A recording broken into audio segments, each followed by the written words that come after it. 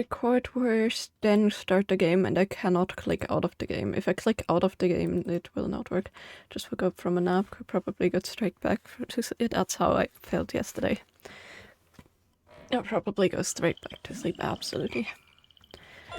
Honestly, I've restarted my Sword and Shield, and going from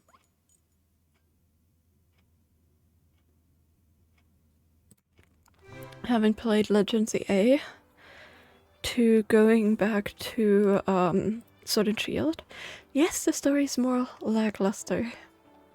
Way more lackluster. But the designs of the city and the details and all that are so much better. So much better. Like, you have details everywhere. You go into the main city and you literally have like from like a Lapras delivery service to like, I don't know, there's like signs and graffiti everywhere. The houses are so detailed. It's like so fun. Story is meh, but still the like overall world, so good. Sleepy Sunday, yeah, definitely. Very, very nap-worthy day. Okay, we were supposed to read the letters. So, let me do my resume before I forget. Welcome to Sherlock Holmes and the Case of the Silver Earring.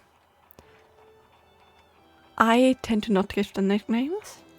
I tend to do that in some games, but I tend to not give them nicknames because I tend to get into a nickname picker. I tend to like want to only keep the ones that I gave nicknames, but then I find another Pokemon that I really want and doesn't have nicknames, and all the rest of the team doesn't have nicknames, and I don't know. It bothers me. So I rarely give them nicknames. I keep them with their Pokemon names. And yes, I chose Double, and I just right before stream finally caught myself a Vulpix. So I got that going. Also got a Nickit. So looking forward to that. We shall see how my team will evolve, because there's a lot of mix in the Sword and Shield era of like which Pokemon there are. Been just like taking my time going through the tall grass, making sure I catch every Pokemon I can to fill the Pokédex. But yeah, having a lot of fun going back. I arguably didn't enjoy the game as much story-wise when I played it the first time, and I'm still not enjoying it as much story-wise.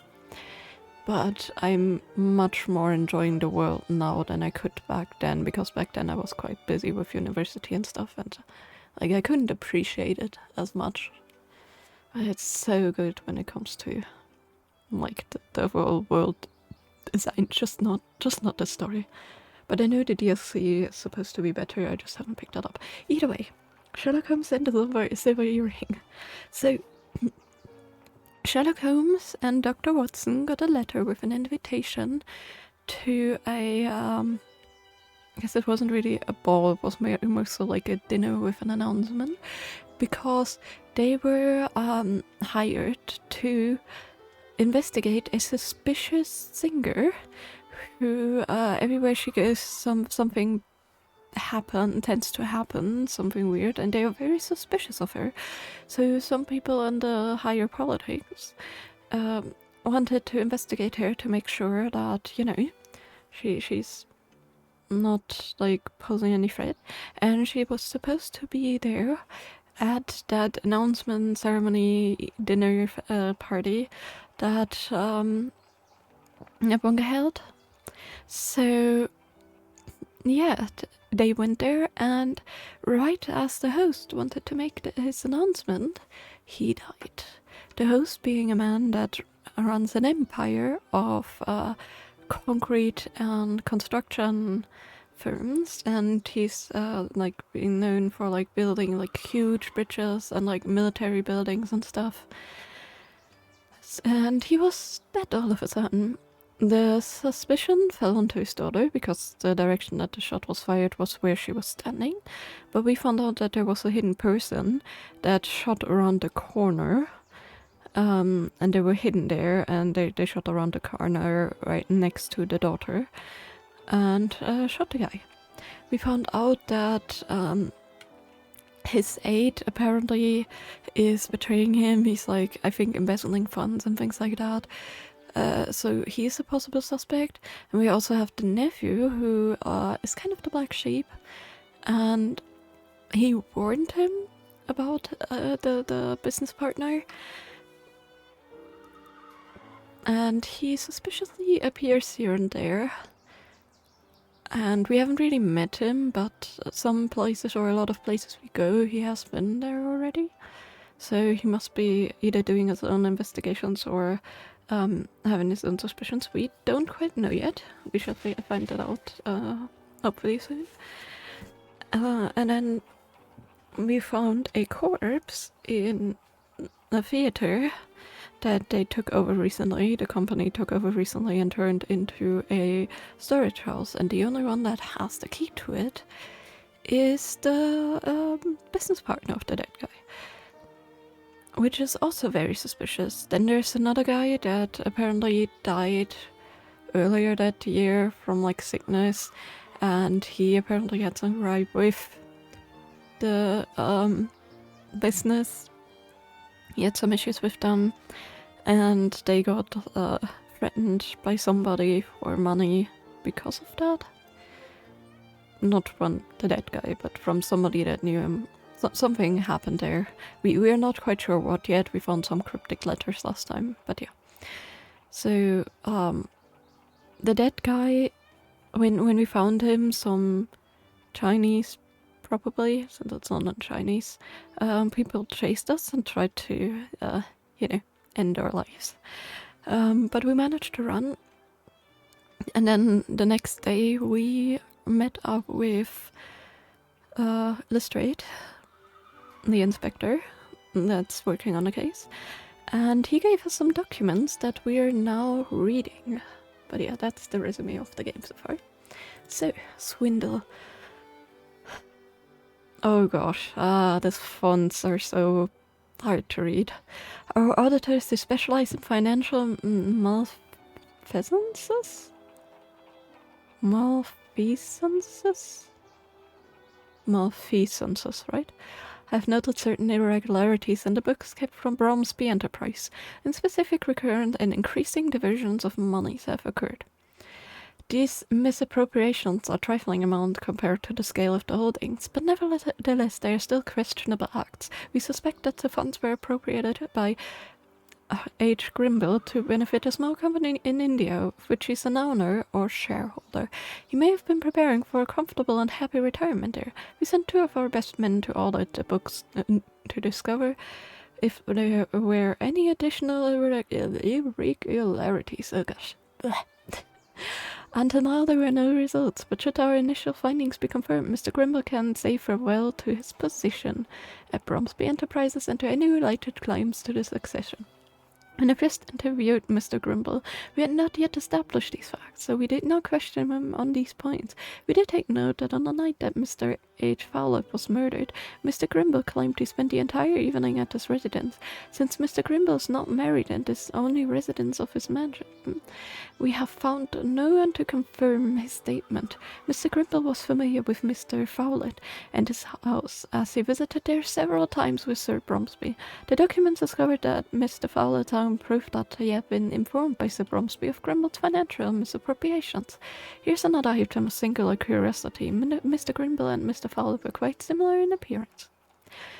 Mr. Fowler is a friend of Mr. Bromsby, the dead guy, and he made a lot of automatons and gadgets and stuff that were very interesting. And he also was the holder of the testament of Mr. Bromsby. So we visited him and found out he was dead under mysterious circumstances, laying in his cellar, just casual among the potatoes, dead. I think I really have to take an allergy pill because my throat is swollen and it's hard to read these. We shall see. I'm gonna try. If I have to take one, I will take one in the next 10 minutes or so. Will take a while though, but so sorry if I'm slurring my words or sounding a bit not understandable. I'm trying my best here with Allergies. But yeah, either way, we found Mr. Follett dead, and very suspicious circumstances means that there was a man leaving the house that was looking like Mr. Follett. And because it was a stormy night, the neighbor couldn't really tell if it was him or not. Yeah, we'll definitely have to take a nap. Oh my goodness. Sorry guys, give me a minute.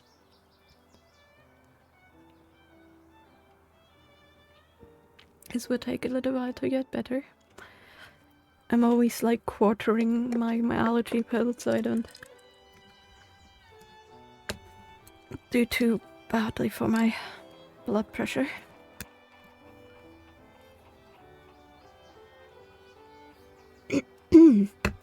Because I just literally ate.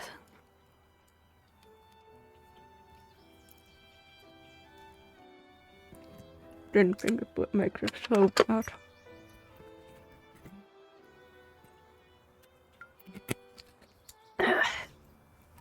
I hope this will happen a little bit.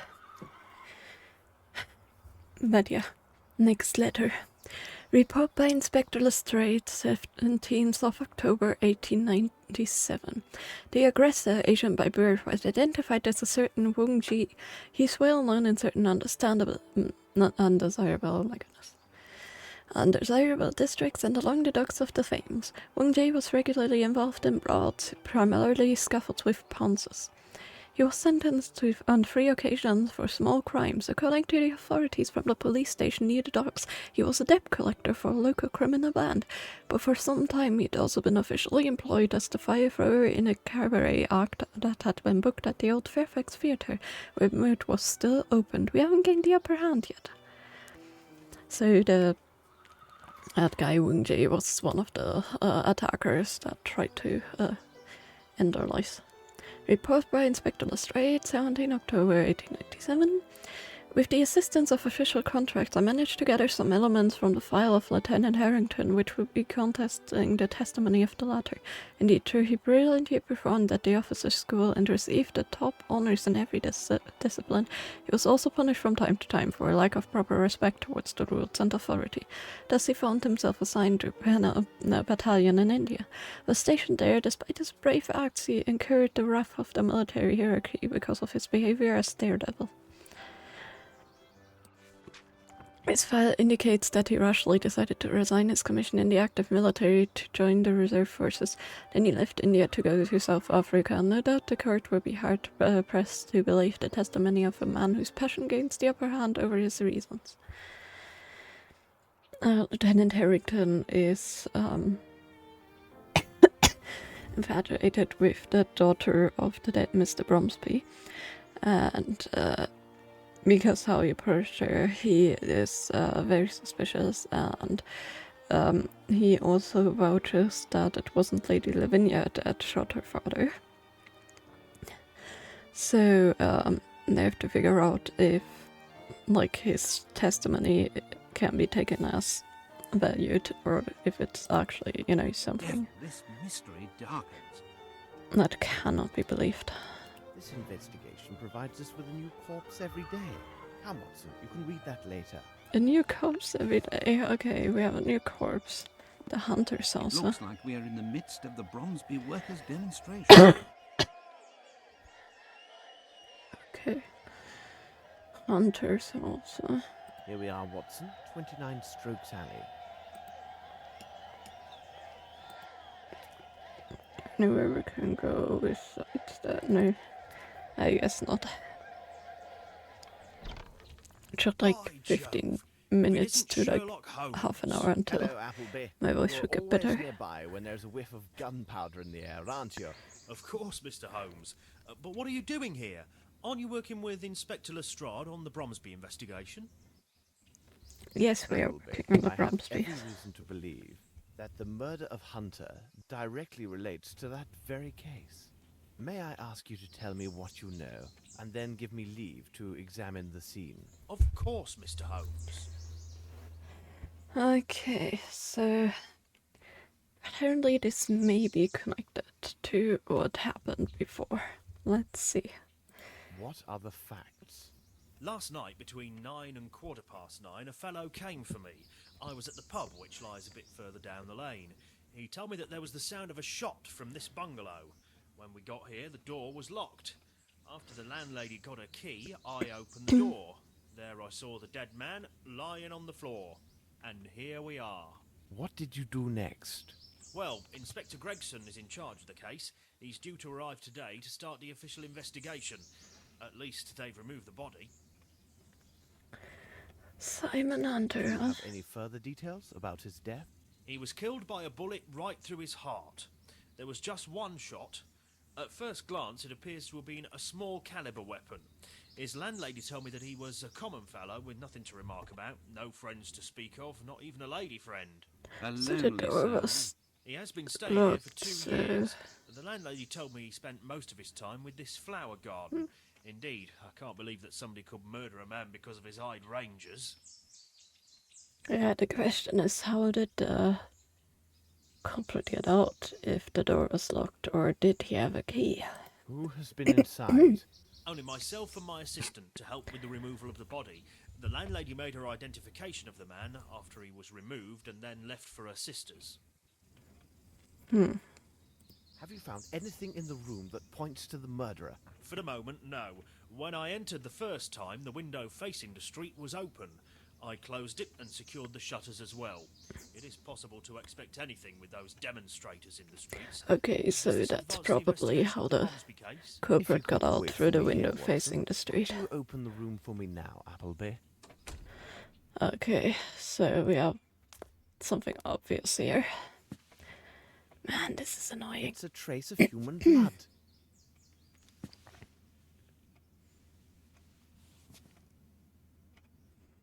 Can't really go there. Can we go to the wash station? No. Strange sketches. This is brand new. Flowers. This is brand new. A lot of flowers. Nothing else I can do here.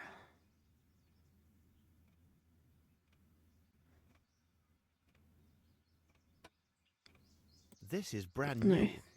Doesn't give me anything. Maybe on this side of the bed. So this was the open window. Is there anything? Not really. Anything here? Oh, I there is need something. There is something. I need something. Okay, we need the measuring tape. It's probably a footprint or something. My goodness. This footstep is incomplete. It is larger than a size 8, but smaller than a 12. Someone used this window to leave. Okay, so it's not the size 7 that we found at the Bromsby mansion, which is already interesting. Nothing at the chimney. Window is intact out. I don't see anything at the table. Can't. Okay, the books don't have anything else either. It's much to go, and not much to go on here. Oh my goodness, Holmes, move. Something on this side of the bed.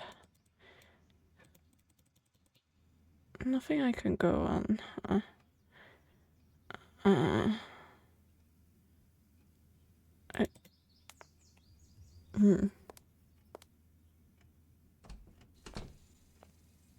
Thank you, Appleby. I have learned nothing conclusive. Tell me, Watson, would you mind strolling in the garden to wait for Gregson?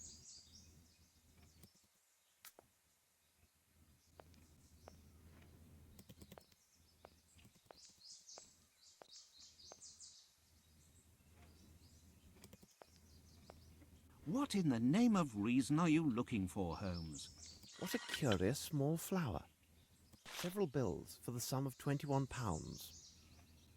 Watson, we need to secure the item that was pawned under this ticket with all due haste. Could you take care of it? We shall meet this evening at Sherringford Hall. All right, Holmes. Interesting, that's probably what the guy was Let us searching return for. to Baker Street. Okay, do we not need to? Some of nothing of any. Okay. Nothing else. I guess I accidentally clicked the right thing. It says return to Baker Street and not return to Baker Street We must immediately. learn the identity of the dead man discovered in the cement factory. Let's examine his belongings. Richmond Abbey liquor and...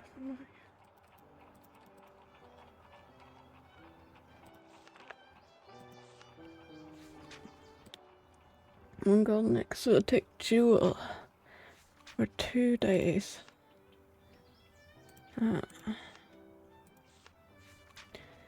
Okay.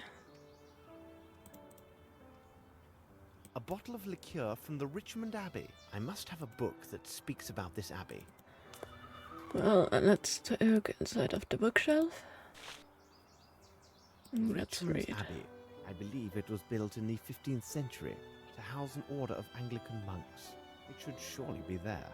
Let's visit this place, but in disguise. Let's see if this place is located on the map.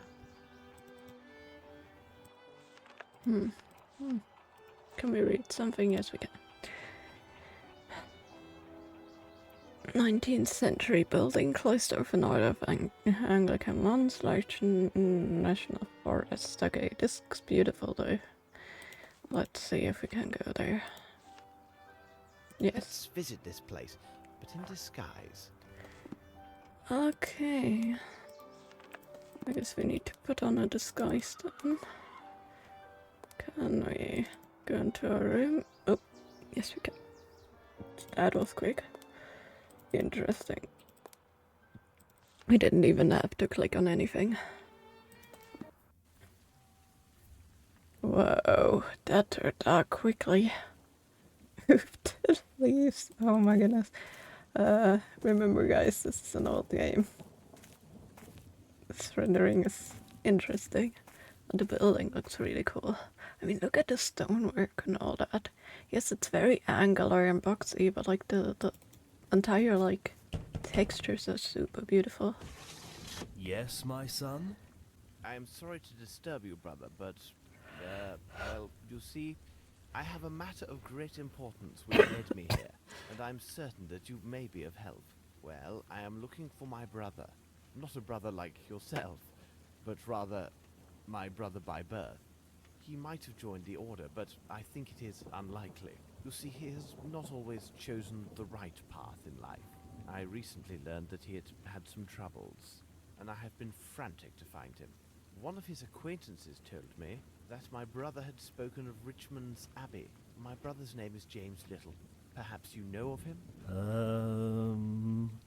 If I ask you some questions, would it trouble you? It would at the least help me to learn whether he is here. He is unaware, but recently we received a small inheritance. I think if he were told of this, it would ease his mind and help him put these troubles behind him. Interesting. This forest is most impressive. It is very large. If someone were to hide in there, it would be most difficult to find them. Okay, so he's hiding in the forest. That's a good hint, thank you. The abbey produces a fine liquor, doesn't it? Yes, we distill a liquor that contains medicinal Sorry. herbs. It does Was allow us a probably small very income, loud. but it also can attract certain rascals. That's why we are mindful of inquisitive strangers. Like us. Have there been any burglaries? Oh, we do get the occasional tramp. They sometimes seek shelter in the old ruins that lie in the midst of the forest. They have been known to trespass into our sacred cloister, seeking some sustenance. At least, that is always their tale upon discovery. But it is only the liquor that goes missing.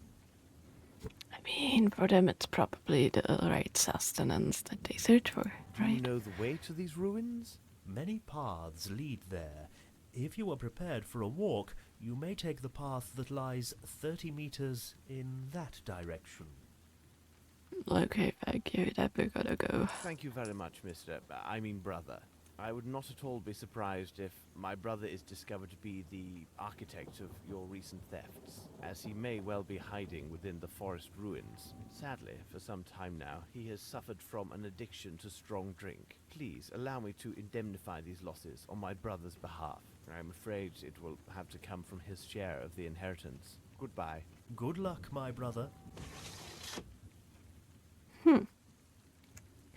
So let's find these ruins. And let's see if we can find some hints as to the other people. Not very engaging. No. But very charming to see the white rain streaks there. Pixelated rain streaks. Ah, this game is so fun. I love the charming and like nature of the older games. It's definitely having like character.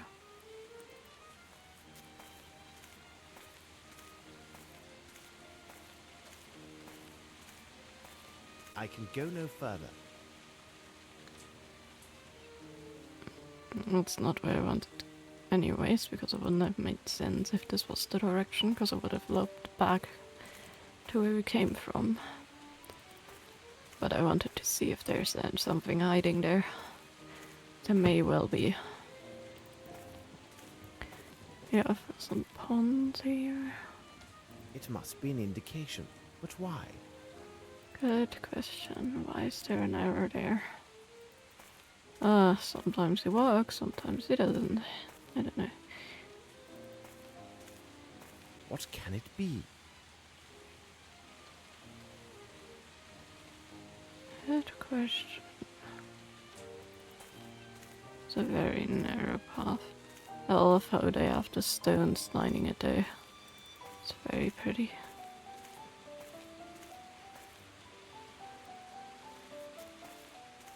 That one should loop back again, so that one... I don't know if it makes sense. No. Okay, so we're trying to find a way in the forest, so I made it I like can go no further. I thought it would zoom in and we find the end, but I think we need to go straight somewhere, but I want to explore everything just in case there are some hints or some people hiding.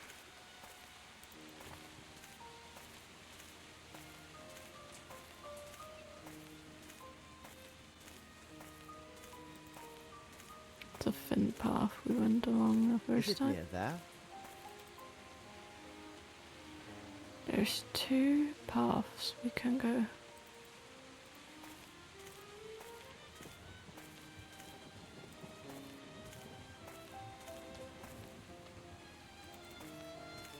I think the path ends there, I can go no further. but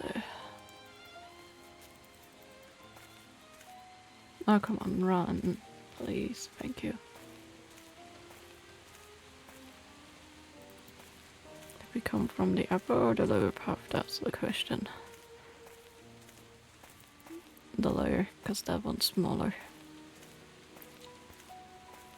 This one probably loops back to the other one.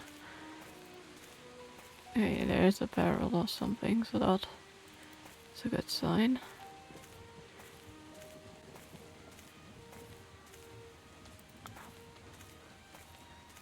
It's like a bridge or something there. No, that's a deer tree. It's a fallen tree. I can't go there, I guess. I can go no further. And to just see, but there's nothing there. Let's go back here. I can go no further. Okay. I guess none of these directions are where I need to go.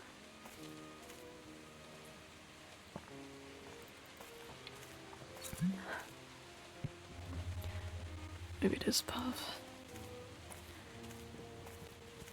It could have followed the arrow, but I strayed a lot more than I thought. Which is okay. I think the small path is where we came from.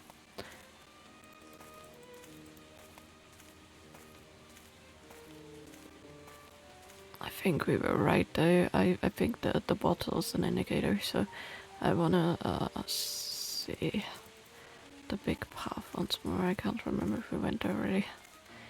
Losing my direction.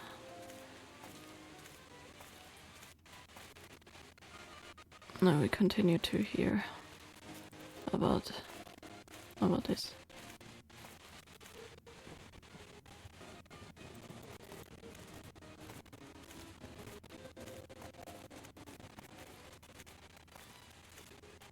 I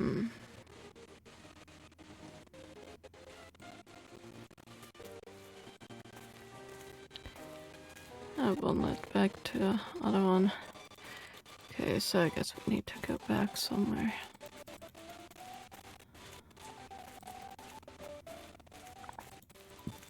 Even though there's a bottle here. I think that might not be the pathway that we need to take. I think we should follow the arrows. It's probably the more direct way there. If I can find where they were going. Oh, no, we haven't been to this direction. That's where we came from. The direction where we need to go. Except if this is where the arrow points to, then, well, whatever. Hope we can figure that out in another way.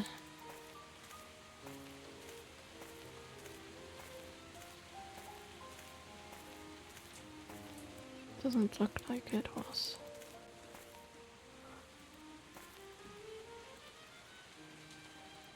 Come on. Sometimes he doesn't walk where I want him to be walking to.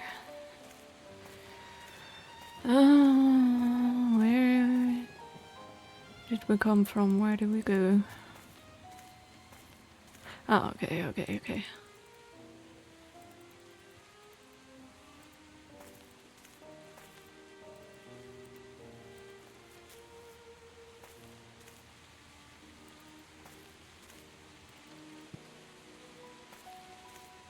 We found our way back, which is good.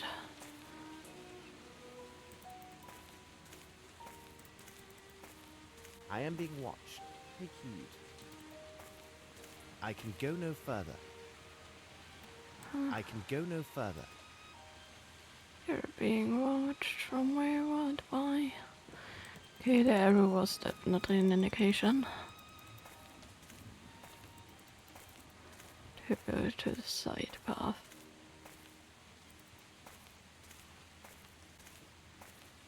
I love that he casually drops that he's being watched without giving us any indication of by whom.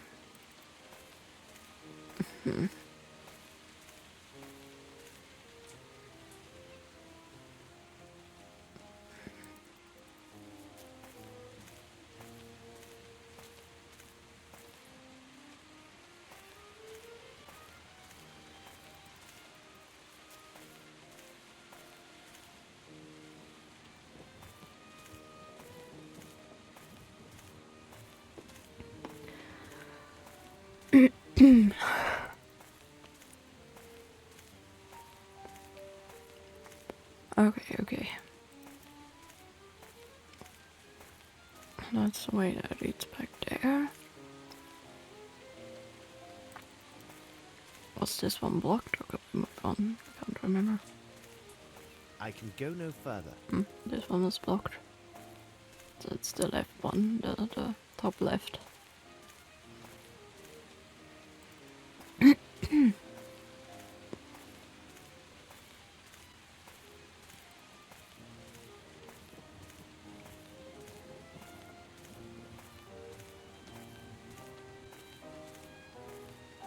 Back to the bottle. I'm pretty sure that was an indicator.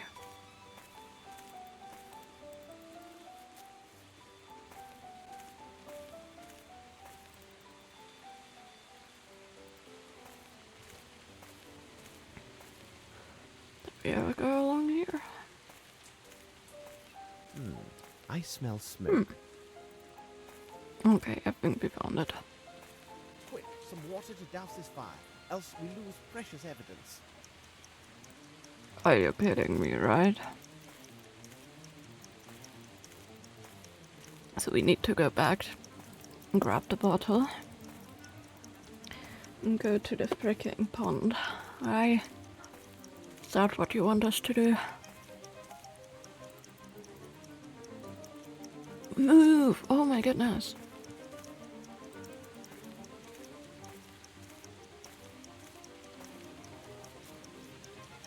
And now, quickly, I must find some water.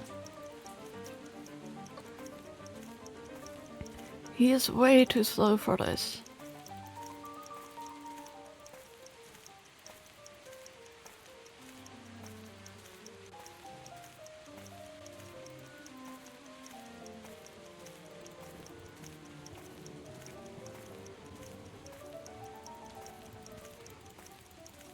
Way too slow, come on.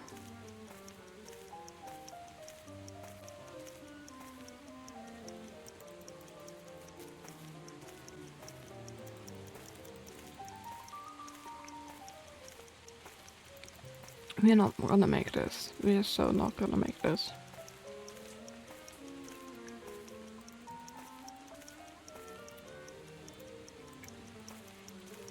I thought it was a bottle. How is this a bucket now?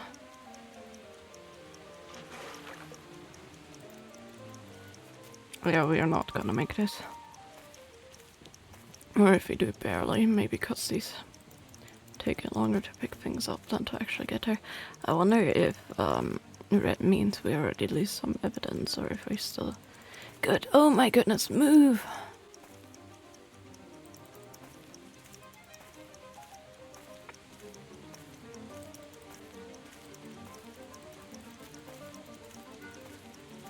Faster! This is frustrating. He's jogging. He should be running.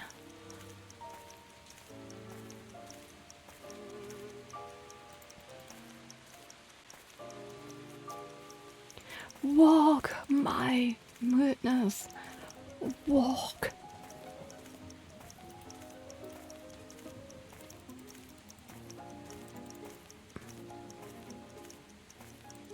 The small puff, the small puff, the small puff.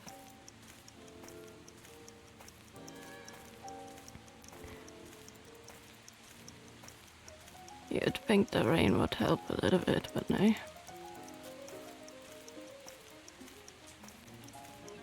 If I am to find any evidence, I must put out... Shut up.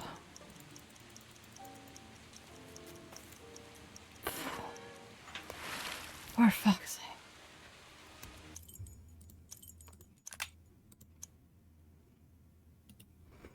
There we go. Sorry. My word, I can't see anything. Well, we can ignite the fire again. All these papers were gathered and burned. I need to find evidence somewhere else. Ah, now I see better. But you can still see the scraps, right? Someone has slept here. I need something. Fine, measuring tape This is first. ink. It is not English, and it fell on the floor maybe 2-3 days ago. Okay. But you need to measure the footprints, but apparently you can't.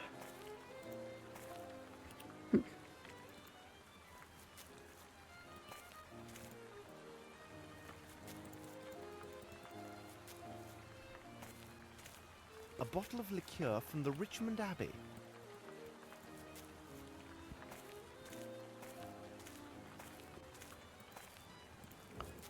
They went this way. I'm going to try and follow the footprints as best I can.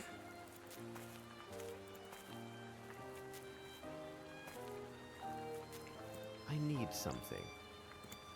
I need something. Ah, I was positive. Very interesting. These letters are faded and illegible.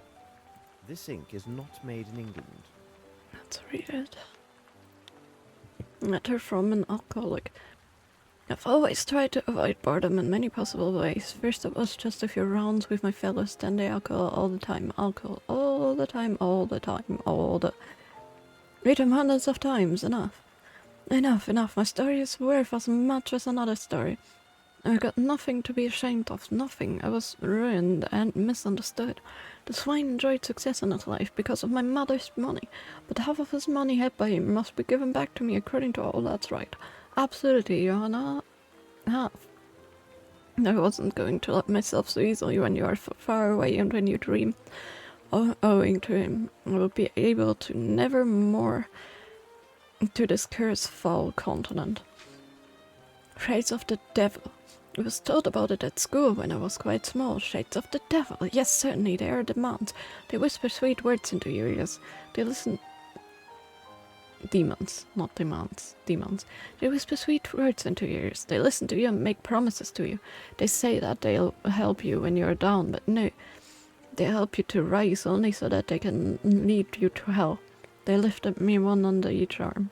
But when I ate ceased in the midst of their prattle, I then heard the sound of the demon wings. Demons!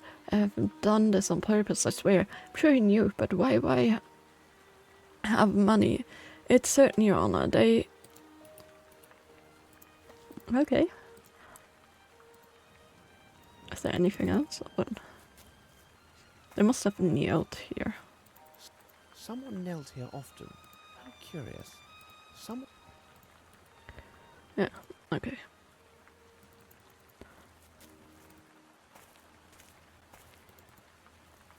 We can't go along the other pathway.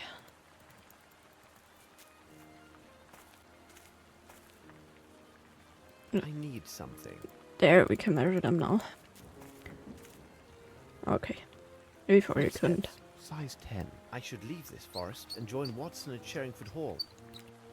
In this outfit? I mean, if you want to. Oh, we can't go there directly because we're probably... because we're in a building. We have to leave this. Can we now? No. Do they actually mean I need to leave this forest like completely? Oh my goodness. They're like so mean, they want to torture me. I can already feel that my throat is doing much better. My voice still apparently takes a bit longer to come back fully. Stupid allergies, I swear.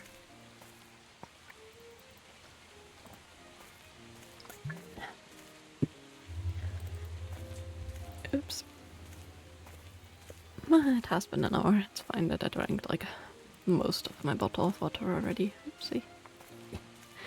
Good thing I have another one.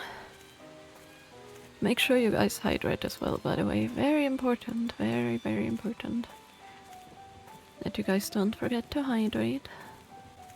Because it happens not only to the streamers, but also to the viewers. But yeah, we do have some other notes from a drunkard that were forming the threats for this company. The question is it about his mother? The question is there maybe a first Miss Bromsby or something? Or do they even mean Miss Bromsby, or do they mean somebody else, like Grimble or somebody? That's the question. I mean, the mother of Lavinia is Ned. I guess maybe with the mother they mean the sisters of him. Yeah, but she died early too. Maybe it's the nephew. Maybe it's the nephew of the dead guy that is making those claims. Okay, can we now, please? Oh, thank goodness.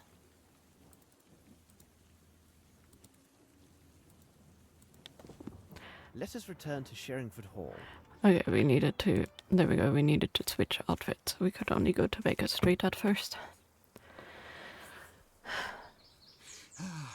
Oh, Dr. Watson. Beg pardon for imposing on you, but I must get a message to Inspector Lestrade, and... He is just inside, and I am sure that he would be most eager to assist you. No, it would be better if he would hear this from you rather than myself. The present situation requires me to be elsewhere. Please be good enough to tell Inspector Lestrade that I renounce any rights to the succession. Also, I will not be at my offices. I would not wish him to waste time looking for me there. Goodbye, and I thank you for your kind assistance, Dr. Watson. So either he's already got enough money embezzled, or he's being threatened, because in the loss notice when you fail some of the sneaking quest, it says that he killed himself. So I wonder... I was upstairs and I could have sworn I just saw that blasted scoundrel Grimble through the window. I wonder if he was Yes, threatened. you are right. But you have no chance of catching him now. 'Cause he has run away as if the very devil himself The thing were is, after him. he was threatened not the before, devil so I after him, but wonder myself. if his embezzlement better and if it stuff were the devil on was his because trail. he was threatened He by gave me a somebody message else. for you, Lestrade. He said he renounces any rights to the succession. Like, What if do you he say? was, if This is Grimmer was astonishing news. threatened, This will not prevent me from finding him. I want to know how it so happens that missed a the dead guard man is door, found damn in a it. building to which only Grimble is known to possess the keys. By the way, where is our great detective? Oh, here he comes now. You sound ecstatic, Lestrade. Hello, gentlemen. What were you discussing? Grimble has renounced all possible rights to the succession of Bromsby Enterprises. But that does nothing to alter the fact that he is the ideal guilty party. Yes, Sir which Bromsby had very is important news that he intended to another issue. announce on the day of his death. What if this surprise news was the ouster of Grimble and Bromsby's intent to name his own daughter to succeed him? Do you think something otherwise, Holmes? Yeah, we do. No, it is nothing. May I ask you a question, Lestrade? Would it be possible to keep this new information about Grimble from Miss Bromsby, but for a few days? It's a deuced odd request, but I presume that you must have your reasons. I will do my best to keep this information private till the day after tomorrow. Nice. Thank you, Lestrade. By the way, I would like to speak with Miss Bromsby. Where can I find her? I do believe she's with her faithful knight in her sitting room. This gentleman never, so to speak, leaves her side. If this story spares them any further pain, no doubt they will soon be renowned as the most beautiful couple in London. I'm trying not to think about it, but my heart feels heavy that I may have been an instrument of their sorrow. No. By the way, my brother Mycroft has answered one of my letters, and his information seems to be most interesting. You can look at it if you would like. I have had a copy made for you. Okay.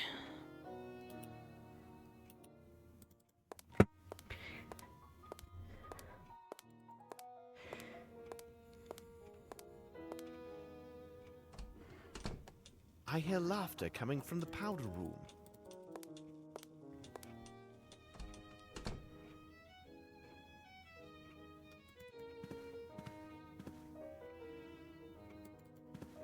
Good afternoon, Mr. Holmes.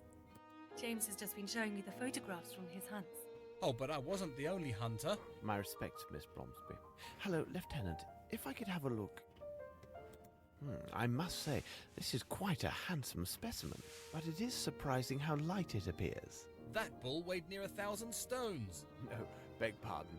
I was referring to your portfolio. That is It's but another awkward. souvenir of my travels to Africa. I came here specifically to inform you that everything goes well with the case, Miss Bromsby. But I need to ask you a question of a more personal nature. If the Lieutenant would be so gallant as to give us a moment of privacy. Your servant, Mr. Holmes. I will retire to the smoking room.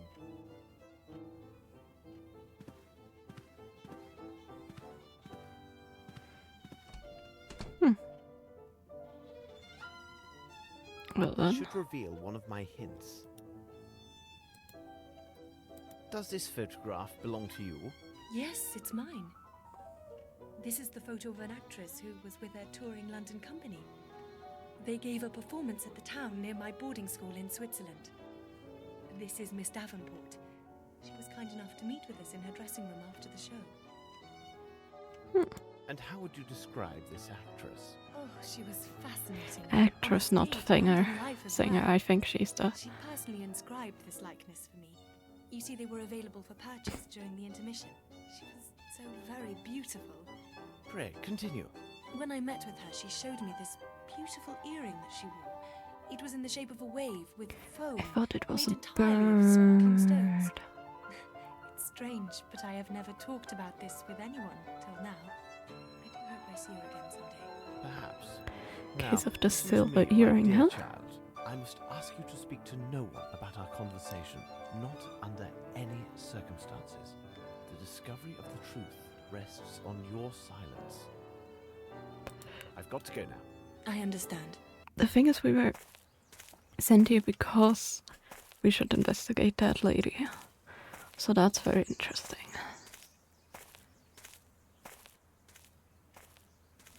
So, what did you find at the pawn shop, Watson? Let's know. It seems to be evening again. That means we're close to deducing again and close to the last This gate. lieutenant seems a very commendable person. Miss Lavinia is fortunate to have him near. Lestrade was saying that he has found more evidence of Grimble's trail. The corpse we found at the cement factory may well have been an accomplice and the true murderer of Sir Bromsby. Grimble could have Yeah, I easily think he's obtained being an invitation threatened. for him to the reception. Then, some time after the deed was done, Grimble eliminated his accomplice to prevent his speaking. Or perhaps not. Whatever are you musing about, Holmes?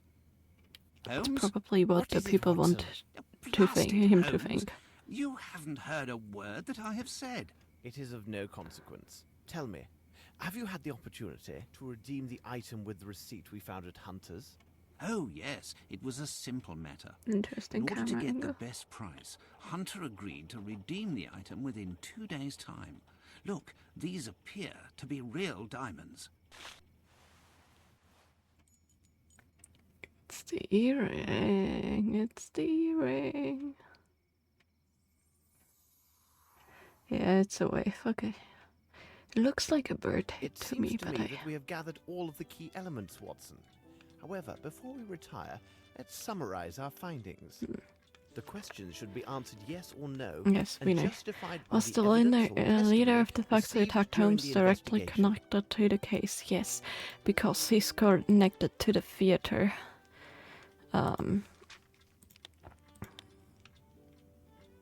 Did I never read this? Hold on. Last night about 9 o'clock at 29 strokes, Alley Miss Linford, a peaceful landlady from the Soho district, heard dreadful sounds coming from one of her bungalows. Overcoming her fears, she asked one of the tenants to call for the police. First officer, the night watch sergeant Appleby, found the body on tenant barman from Hartford agency named Simon Hunter, dead from a revolver shot. Tenant, a barman from Hartford agency. The evidence revealed no motive for his murder, as the young man neither any valuables nor any impetuous private life. Yeah, except we found the earring. Okay, call this service. With the time of the essence, here's the information I managed to gather. Walter and Grimble Company was founded by Joseph Grimble and his partner Raymond Walters. The majority of the capital was provided by Waters, who was the son of a wealthy ship owner. When Grimble died in 1886, his shares passed according to his will to his partner, Mr. Waters. The business of the Calais service is one that we, as British people, are loath to remember. In the entire history of colonization, we have played falsely with the image we claim for ourselves. The truth of this murky business is still protected by the military authorities, so I possess but a small portion of the facts in this matter. Because of the Calais service, the supply convoys of the garrison from the northwest of Bombay had to make long detours. A decision was reached to construct a bridge over the abyss. The construction was entrusted to a contractor who enjoyed strong support within the military echelons, a Mr. Melvin Bromsby. Bromsby committed to perform his task and a time frame that many specialists considered extremely ambitious, given the difficulties associated with the location and other practicalities. The abyss was situated in the middle of a jungle, located in a distant and isolated place. A battalion was assigned to assure the security of the construction efforts that would take several months. One of the officers from this battalion was Captain Lowry. From the beginning, nothing went right with the project. They talked how poor the soil proved to be and the recurring accidents. The remains from ritual sacrifices were found at the bottom of the abyss. Lowry is the guy that died. Later, the guy that people were talking about missed out a lot because of this.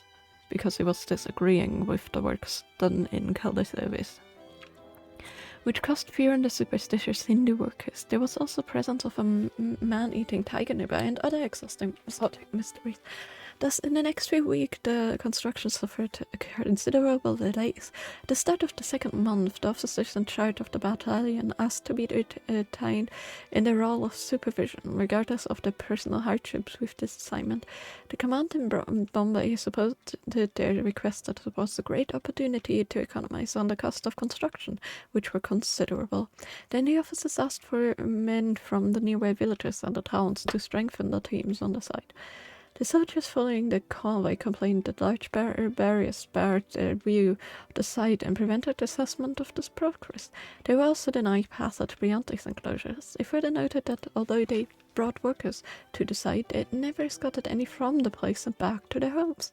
They were also deeply concerned that they could not identify the source of an unbearably foul stench that surrounded the worksite. Some people claimed they'd fallen ill, merely from breathing the smoke from some invisible fire that came from the impenetrable mound. The construction was eventually completed and on near schedule, but an inconceivable number of Indian families still do not know what happened to their husband, father, son, or brother. They left one day to build this bridge, never to be seen or heard from again. One of the officers, Captain Lowry, tried to reveal the truth that everyone preferred to be left unknown. He was abandoned by his superiors and comrades. He wanted to leave Bombay and apply for the post of principal at the Peninsula in Italy. It occurs frequently with non-commissioned officers as there is no better director than a former officer of the British Army. Everybody knows and is envious because of it, but the army refused to grant him leave. They threatened him with charges of desertion if he left the Indian territory. They must have been afraid that one day he would reach England and find attentive ears from a story which must not be told. He died ill and alone, and here's a strange request from a soldier of the British Army. He asked to be cremated in the Indian manner. This last request was in fact refused by the army. All of his property was bequeathed to the military orphanage Prahami in Bombay, in hopes that this information shall prove helpful. Good luck, Mycroft. We must have made an error, Watson. I accidentally clicked out, not what I meant. Can we say the person who killed Simon Hunter is skilled with weapons?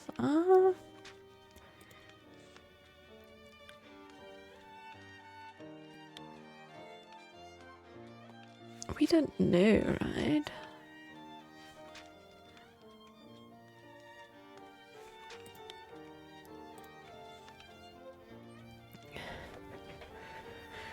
As the sound of a shot when we got to the door was locked, I got the door. No, fellow came for me. Got there, inspector.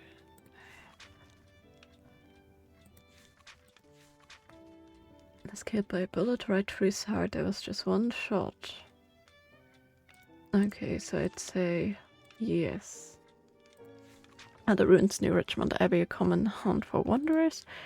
Yes, according to the brother. Can the handwriting in the message found in the ruins be the same as that on the previous document? So, you mean the letter from an alcoholic with... was it the thread? No. I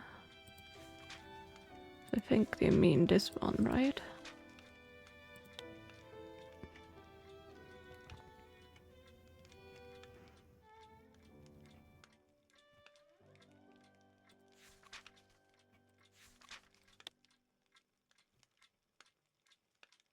Yeah. They must be in this one.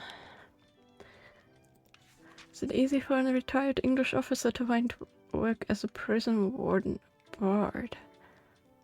Yes, usually it is. Except for if they won't know because he didn't. Okay, I guess they mean... We must have made an error. What? Watson. The question should be answered yes or no. I am pretty sure we got everything. Leader of the Fox attacked Holmes directly connected to the case. Yes, he was connected because he was working in the theater before. So he is connected with the case. Can we say the person who killed Simon Hunt is skilled with weapons? Maybe no. We cannot say. Maybe they mean this? We must have made an error. No. Let's check our answers.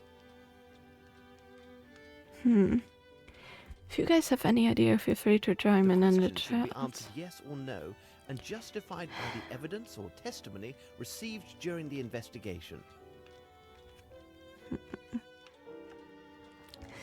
I mean, I'd say I answered this one. I'm not too sure, because technically it should be easy, but for him it wasn't easy, right? I don't know about this one. Letter from an alcoholic and the thread look like they have the same handwriting, so I'm pretty sure I was right there. And for wonder, I say as the brother said this was. Say the person who killed Summon Hunter's Cable Trip. I mean, it was one shot, so yes. The leader of the Fox attacked Holmes directly connected to the case. I'd say yes. What am I doing wrong?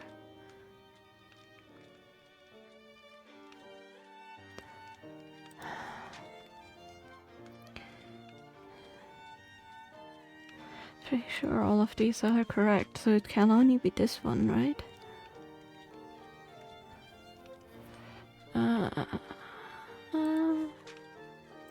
have another thread, but I think that one was... Actually, the A looks similar to the W that does not there. But the A looks...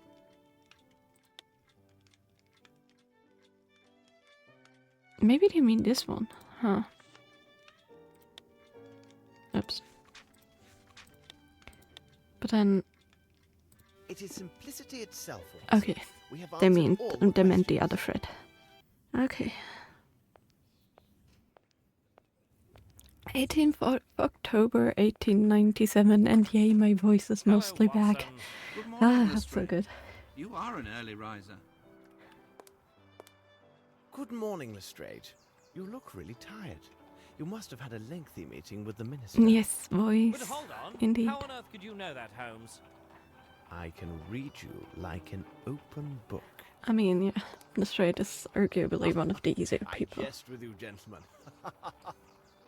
It's not the proper time for jesting, Holmes. But upon my word, how did you find out about the minister? I was assured that only 3 or 4 persons at most had knowledge of this meeting.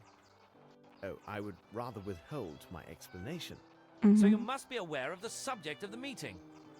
Indeed, but Dr. Watson knows nothing of these events.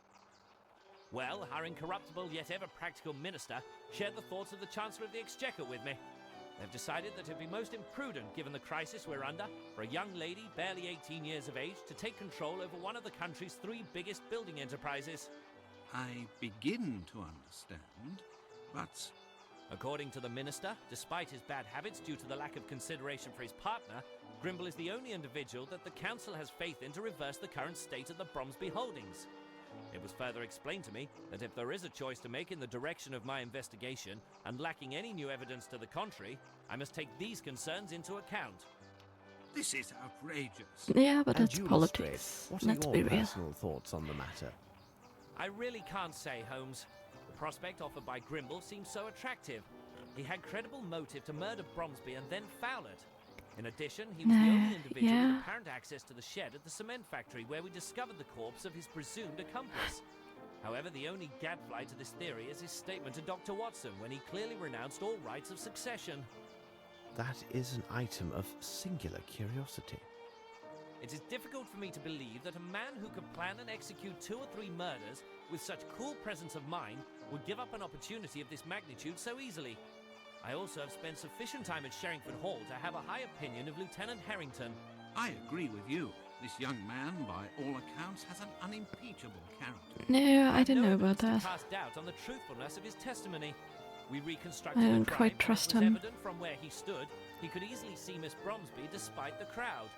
Really, Holmes, I'm not a man who would hand over an innocent girl to the executioner, even should it cost me my career. I am pleased to hear you say this, Lestrade. By the way, Lestrade, have you any knowledge of the place known as Aston's Theatre? Is it that shabby theatre that lies near the bank of the Thames? Yes, several weeks ago it was acquired by the Fairfax Theatre Company. Their international tour appears to have been most successful as they are set to open their new play in a week. Dwight Richards happens to be their director. You mean the author of the threatening letter that we found on Bromsby's desk? I must admit, I thought the letter to be of small consequence. After all, it involved a matter from so long ago. Sometimes old wounds are the most painful. In fact, we are leaving for Aston's right now. I know that you are quite busy, but if you feel like joining us, meet us at noon.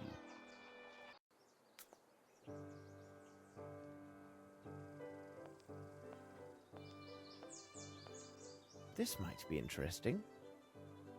After its triumphant tour on 3 continents, Fairfax Theatre Company is pleased to present the exclusive world premiere of Vagrancy and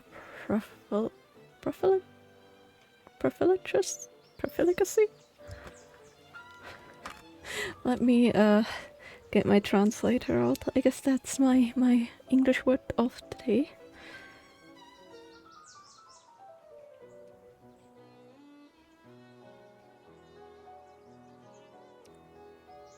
Ah. Okay. By S. Prescott with Carolyn Small and Rayleigh Wilcox. Staged by the also company director Dwight Richards. Oh. Interesting. Oops. Not what I meant. The Aston Theatre, huh? Aston's Theatre. Here we are. Well then, later. We are not open to the public yet, gentlemen. Oh, bless my soul. I can hardly believe my eyes. It is the young Sherlock Holmes, isn't it? Watson, allow me to present Philotomy Kirby, who in his day was one of the last great hopes of the popular stage. He also took great pains to advance my comprehension of the many subtleties of the theatrical arts. Huh. So he can still prattle away. Don't listen to him. This is the most talented student I've ever met upon Yeah, my his word disguises as an actor. and how he plays the But characters is those quite days are famous. past. So, am I speaking to the former actor or the world-renowned detective today? Well, the Tell me, detective. what you know about the Fairfax Theatre Troupe? 2 months ago, they returned from an international tour. Richards, their director, had managed to secure the necessary funds to buy back Aston's. But not the other theatre that Seems he Bromsby had finally resolved Enterprises his have. troubles. He was in some kind of trouble. Oh, bah. It's always the same with those tours abroad. Your star actress marries an emir. Another time, the entire troupe has their luggage stolen. Anything is possible, and whatever occurs is usually nothing good. But who would have imagined such a tragedy? Tragedy, huh? What tragedy? So it must Their have been last something tour worse. started about 3 years ago. At that time, the troupe was housed at the Fairfax Theatre. But a series of failures forced the owners to sell it at a substantial loss. The owners were 3 individuals. Dwight Richards, their current director, Miss Davenport, their star actress, and the mistress of Richards, and lastly, a young actor, costumier, makeup man called Jeffries. They decided, after the sale, to launch an international tour in order to raise funds. Their success was assured? Yes, the fame of English theatre is worldwide. During their travels, Jeffries and Miss Davenport developed a close relationship, which was much to the regret of the hot-headed Richards. He is a gypsy by birth. No one can be more possessive and quick-tempered than a gypsy. Pray continue. In It's short, in a their dark culture. tragedy occurred in a village in Latin America, located not far from the Amazon. One evening, after their performance, someone noticed that Miss Davenport and Jeffries had gone missing. Let me guess, Jeffrey's The dead. local authorities were notified, and the alarm was raised. And Richards? Richards was implicated in some manner, it seems to me. However, there was no proof of his Oh, both involvement. disappeared, huh? No bodies were ever found. It's a Interesting. strange case. If you need more details, you should ask the actors. As you may observe, they are rarely able to hold their tongues. Oh, is it little gossip?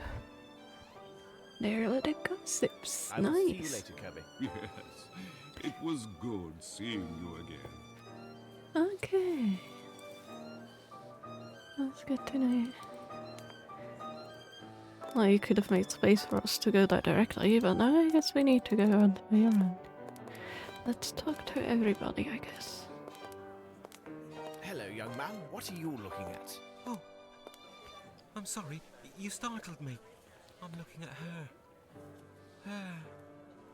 Are you from the press? Of course you are. You must be here to interview her. The play is wonderful, and Miss Caroline will surely shine. If only my father could have seen this day. Oh, is your father one of the dead people or the lost people? Yes, of course. I am Bruce Aston, and my father was Clyde Aston, the former owner of the theatre. It may have fallen into some disrepair, but during its time it was well loved by so many. A host of young actors debuted on that venerated stage. Why, it was at this very spot where Mr. Richards first met Miss Davenport. Have you ever heard of the Fairfax Theatre? It is the theatre which was demolished. It seems to me that it had been owned by Mr. Richards together with Miss Davenport and a friend of theirs. They left on an extended tour, but I think it went badly for them. After his return, Mr. Richards bought the theatre back from the bank, and I do hope his good fortune will continue. Well, we can hope. With the talented Miss Caroline, I think anything is possible, and the building is still solid and comfortable. Though the bank took over the theatre, they left the keys. From time to time, I would do what I could to tidy up a bit or see to a broken window. Huh. Are you a part of the troupe? Yes. When Mr. Richards noticed how I had worked to keep the place up, he hired me. I helped Mr. Kirby a little, and also Mr. Trumpet backstage. Goodbye, young man. Goodbye, sir.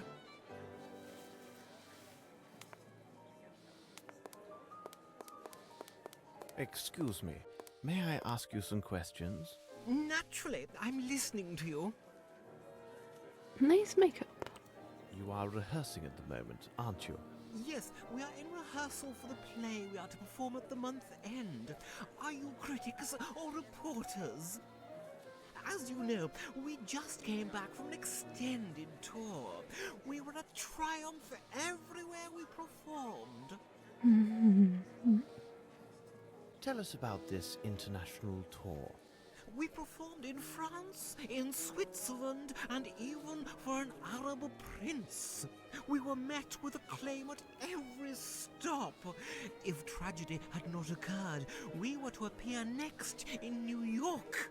But fate had other plans for us. What sort of tragedy? Oh, surely you must have heard about it. All because of those in our company who assumed the right to reveal every distasteful and intimate detail of a most tragic event. Anything to gain publicity for themselves. It is positively scandalous. But even a professional actor such as myself respects the privileges of the press. He's been to know. Actually Your leaves sensitivity honours you. mouth Please, continue your story. too. Events took place in a most sordid place in Brazil named Guacamole or Babiamo or something like that. I still can't stop asking myself what we were doing there in the first place. But to be brief, our talented costumier, Mr. Jeffries, had been having a tete-a-tete with the beautiful Miss Davenport. Unfortunately, she was still very much the mistress of our director, Mr. Richards. I tell you, the tension was unbearable. Really? In the view of a professional, they were the worst hours of my life. Miss Davenport was spending the whole day closeted in her room. Mr. Jeffries trembled so uncontrollably that he was unable to do our makeup. Mr. Richards stepped in, and I must say, he was a pitiful substitute. May you never be so ill-fortuned as to have your face in his large, hairy hands. And then? Our first performance in that town was naturally well received. That very night, a tragedy took place. Mr. Jeffries and Miss Davenport went missing not long after the performance ended. It was impossible to find them. Then we heard that Mr. Richards was arrested on suspicion of murder regarding Miss Davenport and Mr. Jeffries. We were outraged, and most indignant. Some entertained thoughts that we would never leave that god-forsaken place. How is the matter resolved? Fortunately for Mr. Richards and all of us, the prison warden and the local chief of police was an Englishman. Lacking direct evidence or even a corpse, the accusations against Mr. Richards could not stand. He was set free on the spot. I think that had it not been for the intervention of that young expatriate, we might have been stranded in that Amazonian swamp for all eternity. Who was that expatriate? Well, thank you for your assistance. That's all right. So, Don't hesitate to how seek did my her help. earring get back into a London pawn shop then? Don't listen to that milk toast. He goes positively weak in the knees over redheads. A policeman is just a policeman. That's it. If Richards isn't in jail, it's only because he had nothing to do there. Milk toast. That's an interesting insult. We were talking about the tragedy which occurred during your previous tour, and You aren't the press, are you? No. In my opinion, you seem more like policemen. Sharp eye. Well, listen closely, inspectors. Miss Davenport was nothing more than an aging woman who adored seeing all the men at her feet. What? Don't you mean... She toyed with both Richards and Jeffries like two little puppets. Dwight Richards is quick-tempered, but he wouldn't harm a hair on her head. And if you are eager to be so helpful, please, find my red-haired wig. Red-haired wig, huh? We found red hair we must continue on our some investigation. spots. Of course. Somebody imitating to be the nephew and wearing the red wig Hello, miss. I'm sorry for disturbing to you. play Oh, to You're to welcome. put like the blame onto the nephew. Are you rehearsing the new play? Yes, we are hard at work. Excuse me, did I just hear Mr. Kirby calling you Holmes?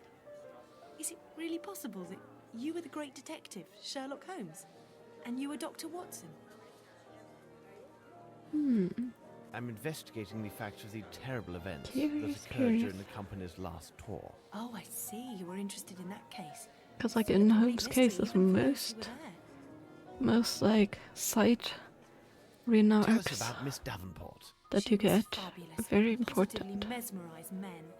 She confessed to me that she had been indiscreet with our costumier, Jeffries. She had left Richards before, but she always came back to him. She said he understood her completely without her even saying a word. Until that last time. Hmm. Forgive an admiring expert, but your earring is absolutely magnificent. Oh, that was a gift from Veronica. She got it along with two other matching earrings and a small jewel case.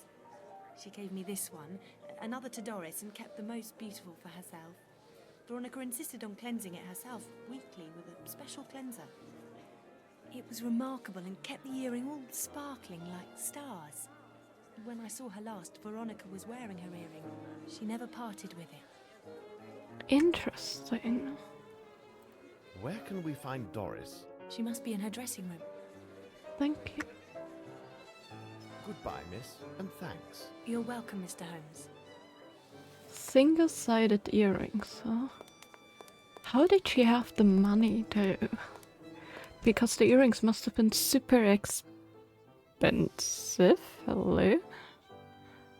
No red wig.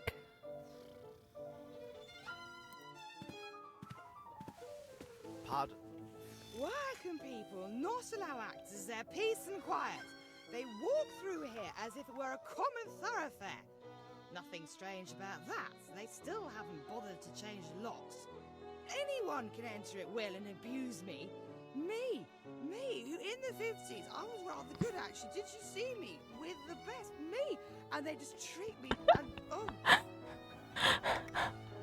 Yeah, Are she's had rehearsing? one too many. Everyone has his own technique. Cheers. Miss Small told you about your earring. Would you mind showing it to us? It can't be sold. Do you think that actors have no heart? I would Is prefer this one? dying first than parting with it. Yeah. My friend. My best friend, Veronica. One didn't have a I love measure. like my own daughter. She gave it to me. My little Veronica. She... Veronica.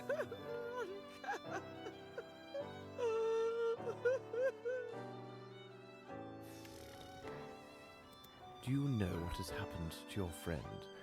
Left. She left with that Jeffries. Oh, I know what they say. That Richards murdered them both. Why not? He did everything for them. Everything. She was naught but a common flower girl. And that Jeffries was a mere servant. He made them actors. Yes, actors. Yes. It could have been 1 bottle, it could have been 1 gallon. It doesn't have to be 1 cup. Oh, we'd better leave you to your work. I mean, Out! I need to concentrate.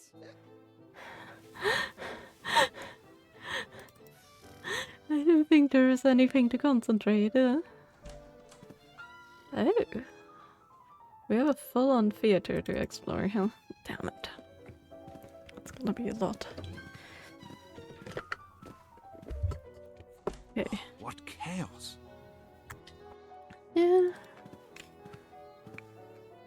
Through the flying dragons of the Virgin Islands, the land of gargantuan man-eating crabs, love in the heart of the Black Desert. This author seems to be particularly inept. I mean, if you want to call it that, it's definitely interesting. These items are poorly made. Observe the antique armor as mere painted relief.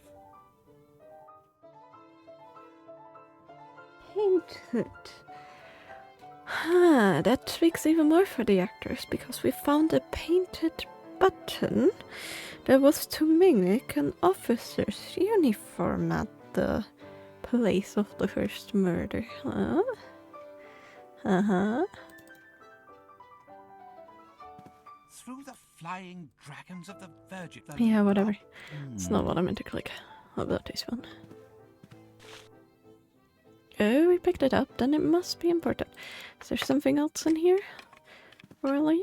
Very important thing to check everything. So it's that. These items are... Okay, it gives us the same prompt every time. Let's read what we just picked up. A set of costumes. There are...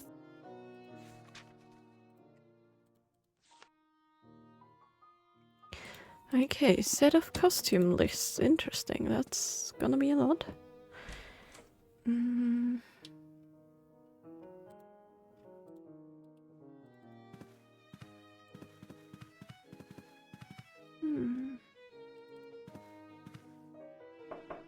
Who is it? Mr. Richards, my name is Sherlock Holmes. You may put away your knife. Rest assured, I am indeed Sherlock Holmes. Thank you for receiving us, Mr. Richards. Would you mind if I asked you a few questions? I will answer your questions, Mr. Holmes, only because I have heard about you.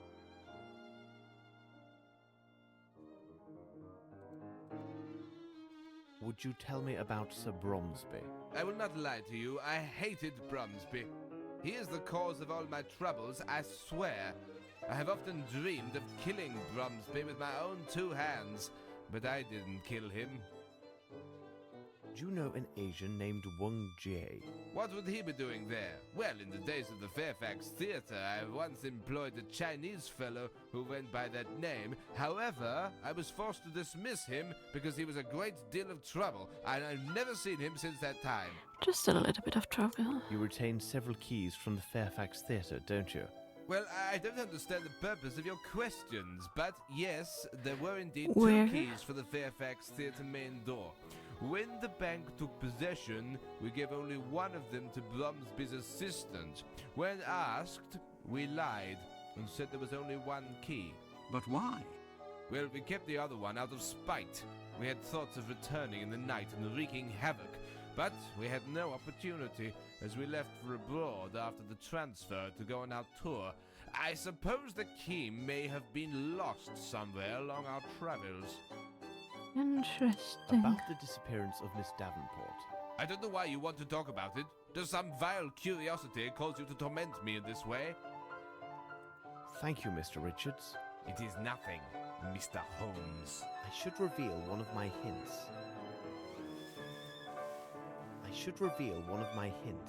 Oh, this can't be possible. How did you come by this? Dear God, if only someone like yourself had been present that evening. Please tell us what's happened. That night, after the performance, I left to stroll alone along the riverbank. The next morning, I had barely returned when I was seized by 2 local policemen and led to a prison cell for interrogation. Why?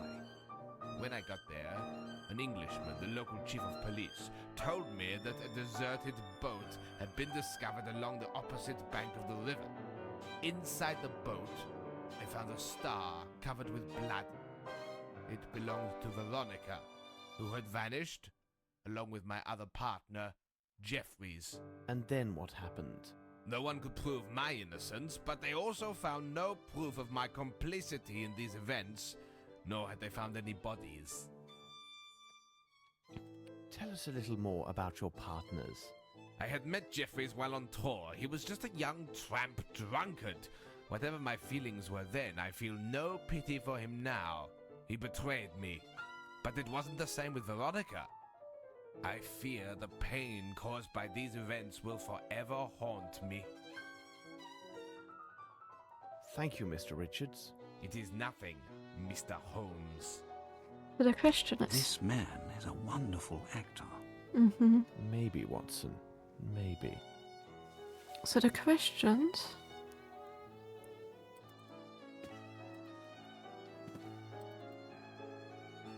Either it wasn't him, but also, where are they? Either their corpses have been vanishing by, like, tires or something, and they were killed because they saw something or knew something, or they weren't dead and they were just playing it too fully. That is Let's see whether we can find other evidence.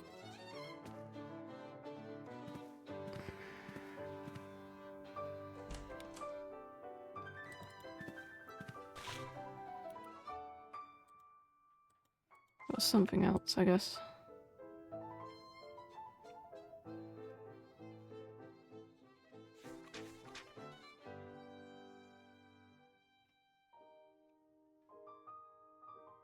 Okay, don't be stupid, Grimble. Accept my conditions unless you do be assured that I will tell everything I know to anyone within earshot. Huh. Wasn't that the same letter we found before?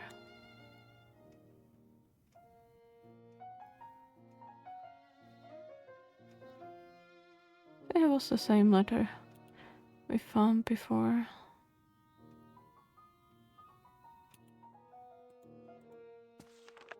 Okay, am I?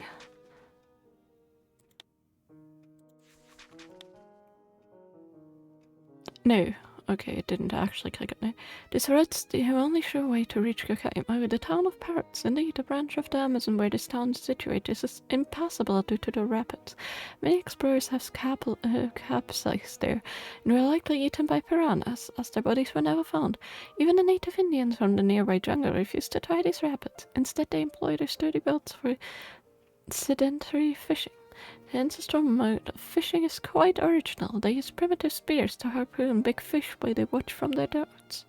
They conduct elaborate ceremonies to invoke the power of their gods before fishing or hunting, and they have much success with it.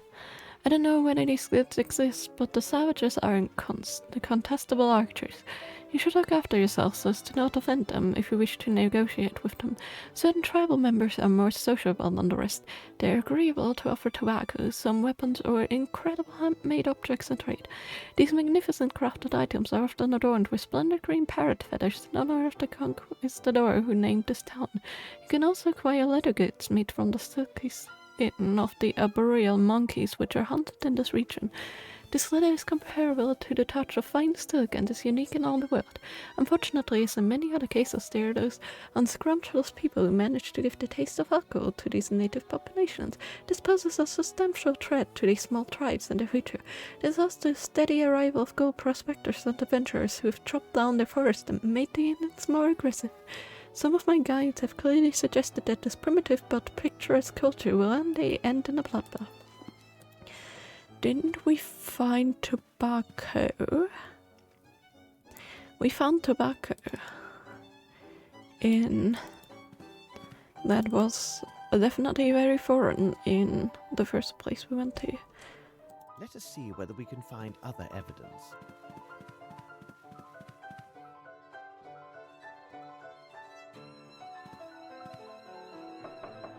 Leave me alone.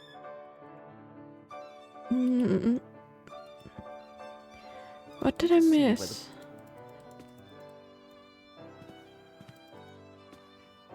I don't see any footprints on the floor, I don't see any marks. So it must be in the room, right? Someone was getting their hopes up on Goofy Grass. There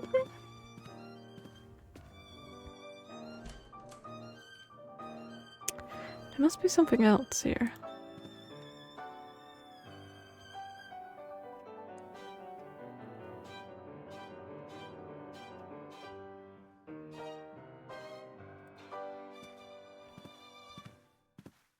Through the flying dragons of the Virgin Islands, the land of gargantuan man-eating crabs, love in the...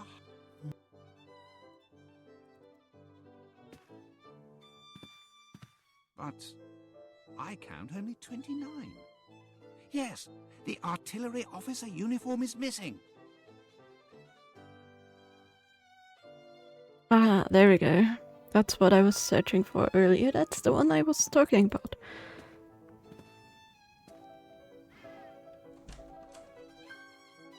Can we now go back? Yes, okay. Can we go through this door? Because this is where we came from, and this door we haven't gone through. Yes, backstage! You're in the backstage Okay. area. We found a new area. I wasn't too sure if we would, but we did. Hello there.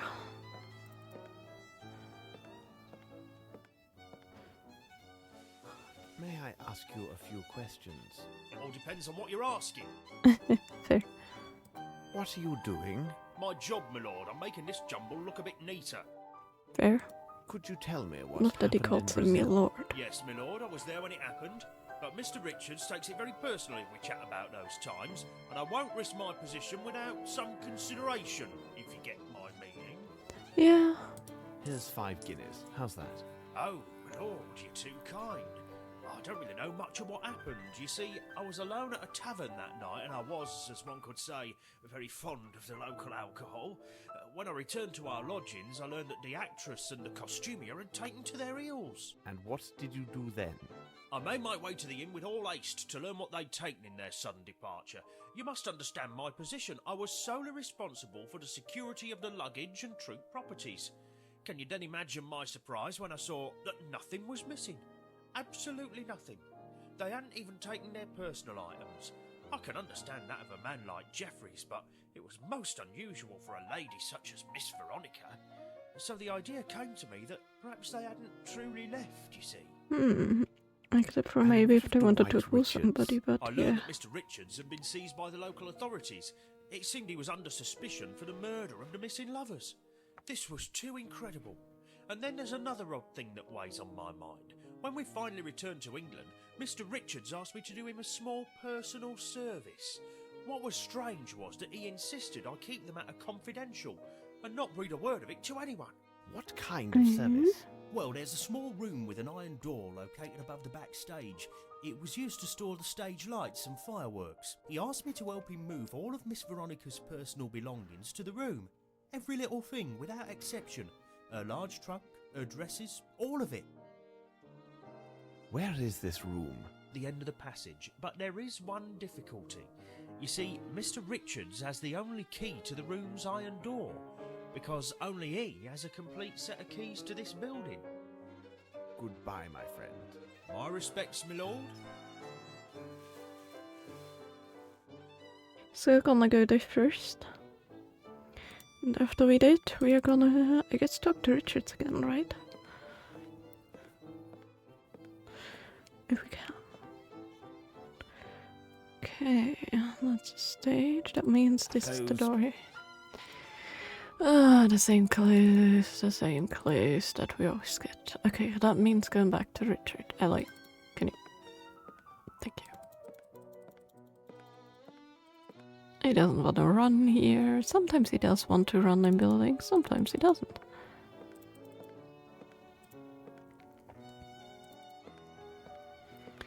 Okay, very interesting.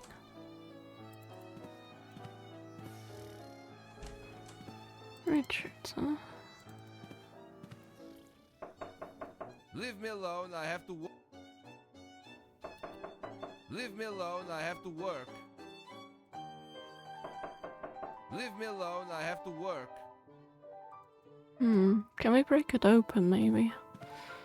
Or do we need to return back? I mean, Lestrade wanted to meet us here. Let's try and break it open if you can. Let's go back to the main stage area. Because maybe Lestrade is back? We don't know. But I have hopes that maybe.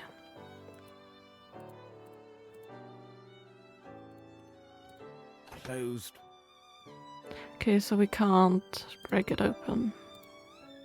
Okay, let's go. I think he wants me to leave him alone. He's to work. Oh, really? Thank you for clarifying that. I would not have known that. I would not have grasped that from him. Honestly.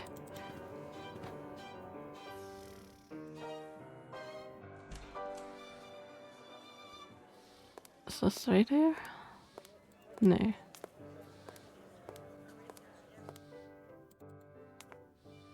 We talk back to him. Do you have any other questions? I will see you later, Kirby. Yes, it was good seeing you again.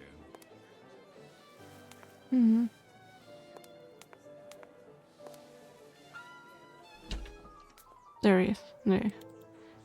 He's not.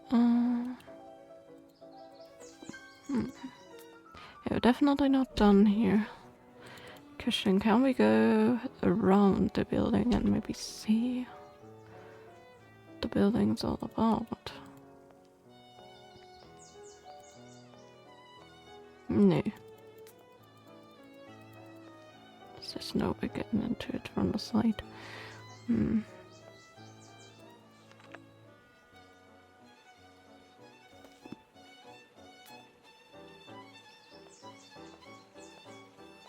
Are we gonna supposed to be getting the key? He's the only one that has them. Could it be like in the office somewhere? Like, you know?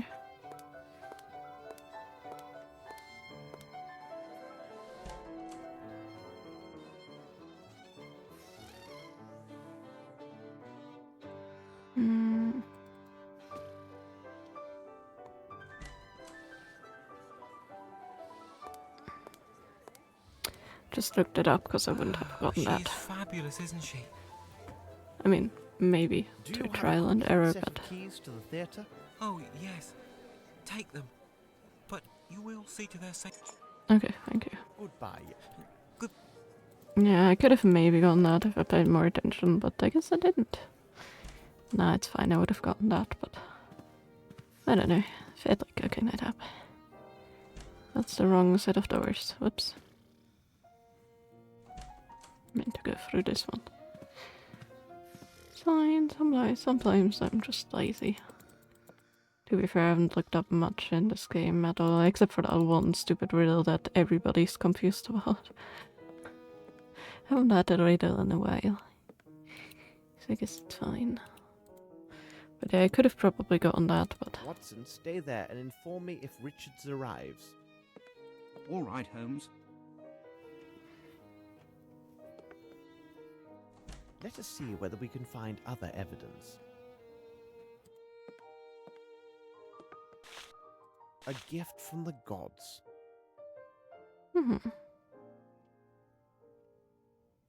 That is of no use to me.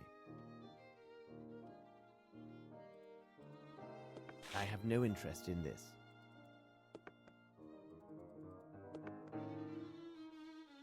Nothing of any interest here. Not even the shoes? Nothing of any interest here.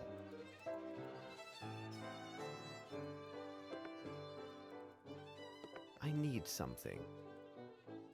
I need something. Nice pattern made of encrusted nacre. What does it mean? This lock has never been forced.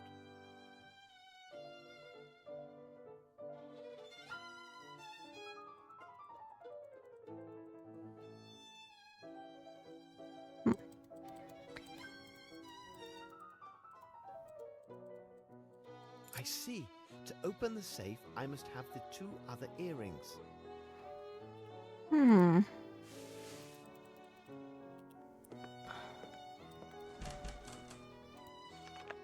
Okay, first of all, do we get anything else? No. We did not. Okay. Where's Watson? I thought he was standing right there. I guess he disappeared all of a sudden. Weird.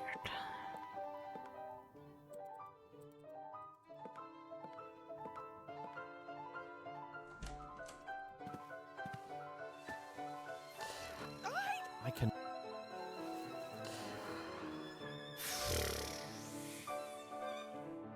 I don't know where your wig is. These actors... What did he say?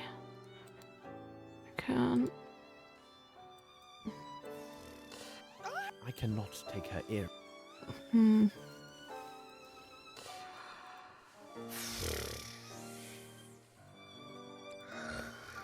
That's a problem. Hello? Yeah, I didn't want to talk to you. I wanted to walk. They didn't let me. Oh my goodness. Okay, here. Okay. It's her that we need to talk to. Want? We must continue our investigation. Of course. No, it wasn't her, it was the other one. It was the one I on should stage. show her one of my hints. I should show her one of my hints. I should show her one of my hints. I should show her one of my hints. I should show her one of my hints.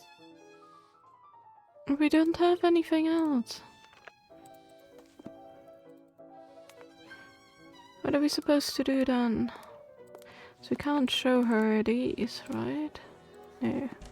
There's no use in that. So we're missing something in that other room, I suppose. So we can't take this earring, and we can't take her earring either. So let's figure out if there's anything else we can find there.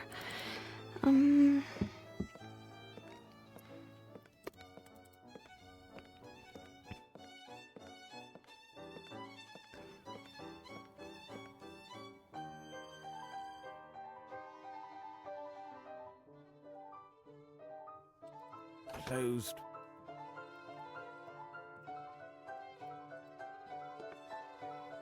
Watson, stay there and inform me if Richards arrives.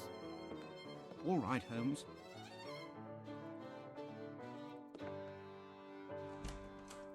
Is there something else we can click here?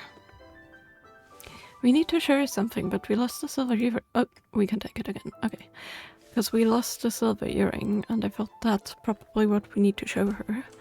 to be able to... I would love to enter the stage through the stage side doors, but no, we have to go all the way around. And we have to walk slowly. But yeah, I'm glad we can take this one again, because I wasn't too sure if we could.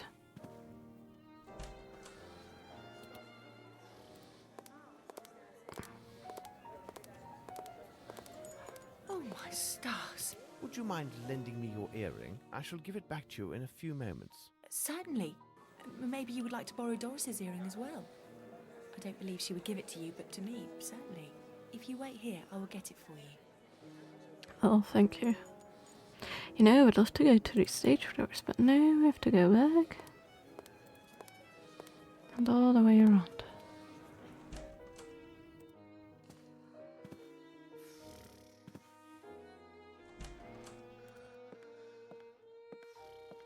Yeah, where the heck did you get the money for the earrings and the chest? For real, that stuff must be super expensive. Watson, stay there and inform me. Whatever. Right, Holmes.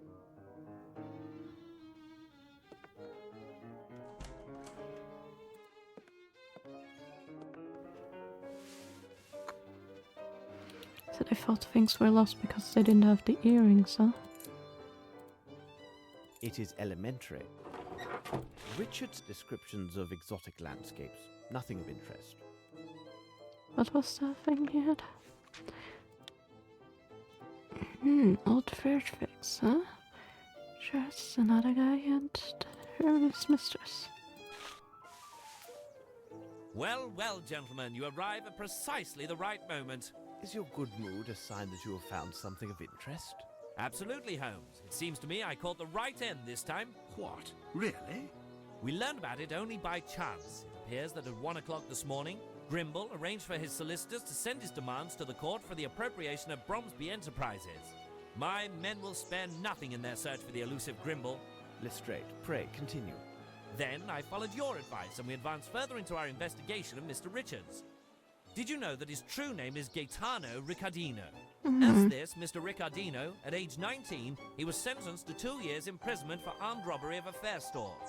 And who would you think the complainant was in this case? In truth, a certain Melvin Bromsby. This new evidence of his criminal past makes him another principal suspect in these murders.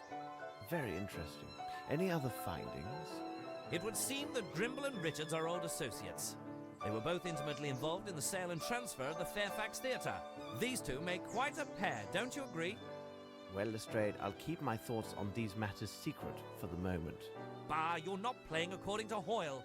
Really, Holmes, you must at least tell me your opinions on Richards. Mr. Richards is an intelligent person. He is a man of great personal resources. If I had the power of Scotland Yard at my disposal, I would take all steps necessary to ensure that Mr. Richards is secure within a prison cell. And the sooner the better for all concerned. When the case involves murder, it is not wise to underestimate any possibilities. You are a good man, Holmes. I swear upon my name that I think it's more so that Richard is Mr. Richards protected. will be warming a cold cell at Dartmoor. Very well, my friend.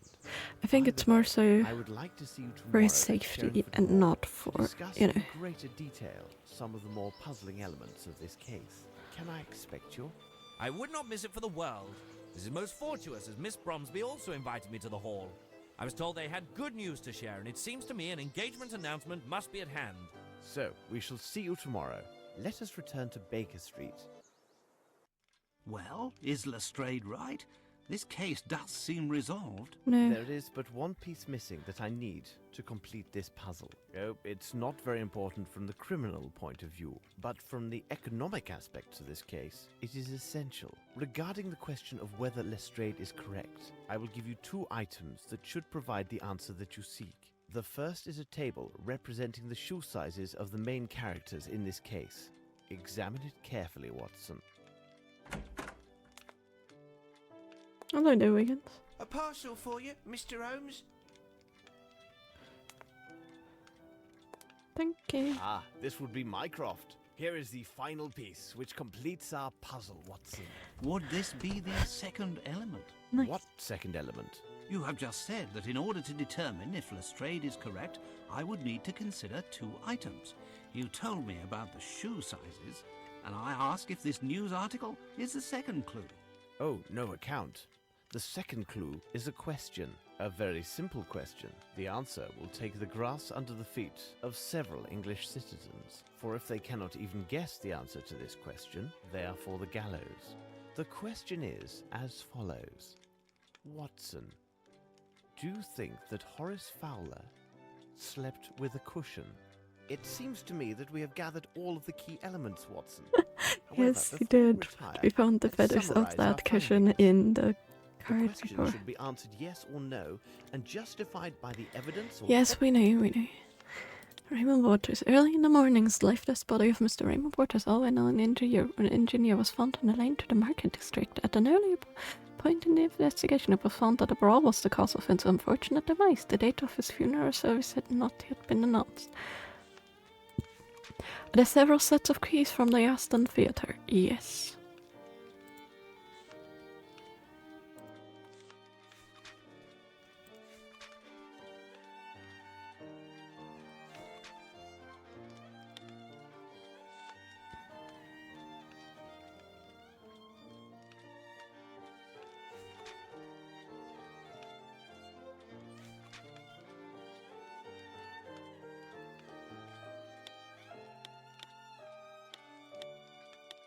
Where's this first? Oh. Have you ever heard Perfect Theatre? Which was the Molly?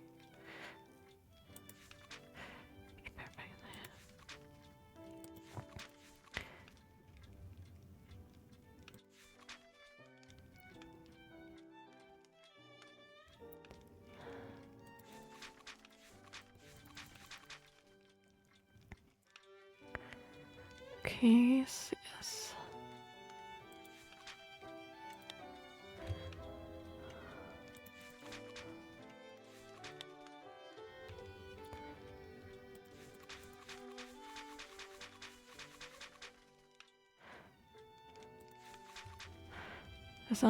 Mr. Richards had the only key, but there's not only one key to the theater. Okay. Several say Bruce Aston has a set of keys, and then Mr. Richards has Did one of the actresses lose the redhead wig? Yes.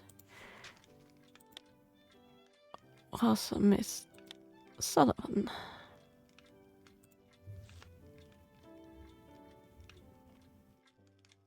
Yes, from my red-haired wig. Could the discovery in the dressing room be connected to the case? One is missing.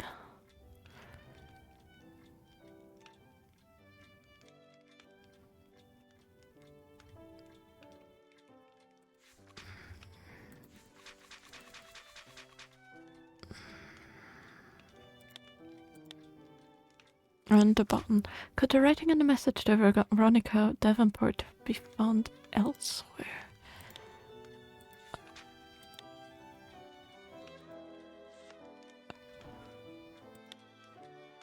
To Veronica Davenport. Which one?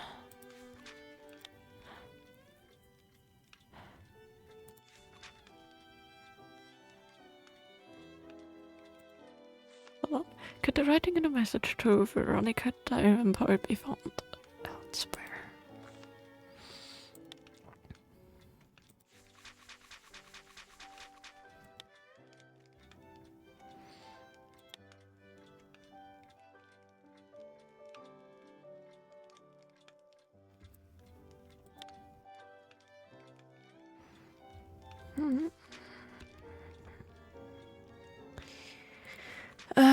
Which one was it? That's the question. Those are all... Maybe that's from... Which letter did I mean? We have multiple letters, but which one went to? Was it to Bromsby?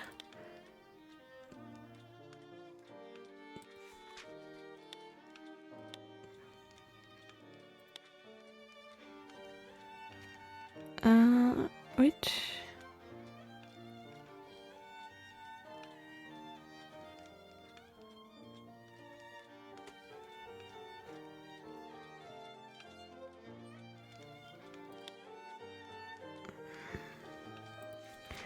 Which letter did I mean?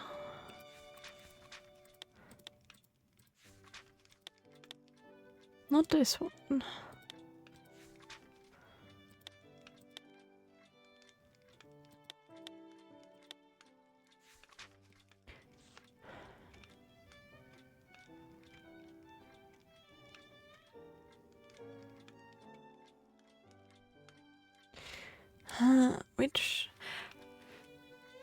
Which letter did I mean? Like, it's really not the Fred. The account not, the theater not, because those all didn't go to her. Not this one. The speech. No. That was written by somebody out. I just hit my elbow on my desk. Yeah. I mean, this is not the letter, this is the visiting card, but we know that this one matches up with the card of the...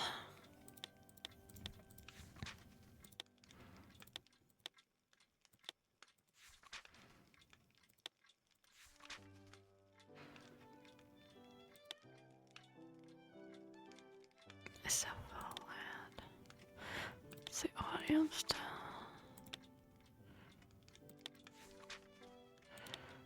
I mean, we know that the, this one meets with the... But that's not... The letter... I don't know which letter they mean.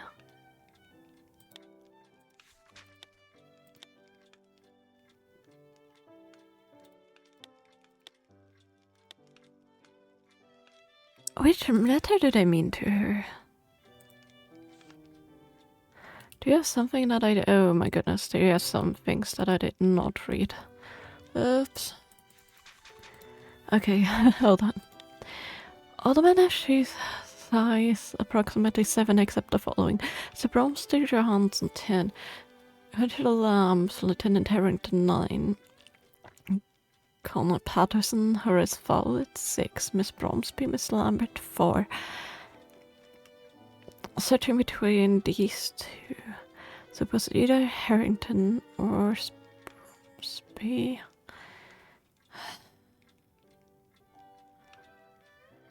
Fowlett is dead, so it must be Harrington.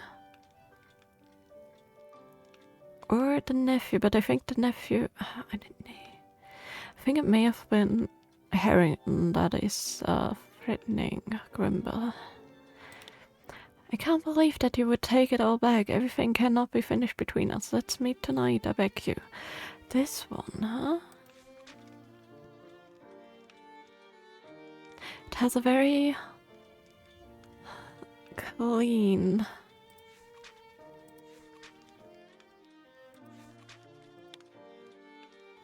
That's the same E. Those are all different. The embassy letters, I think, would be different. No, that's completely different. I mean, that's Microsoft, so no.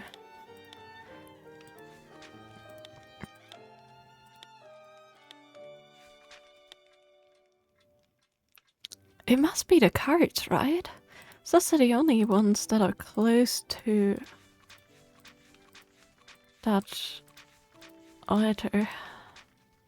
Oops.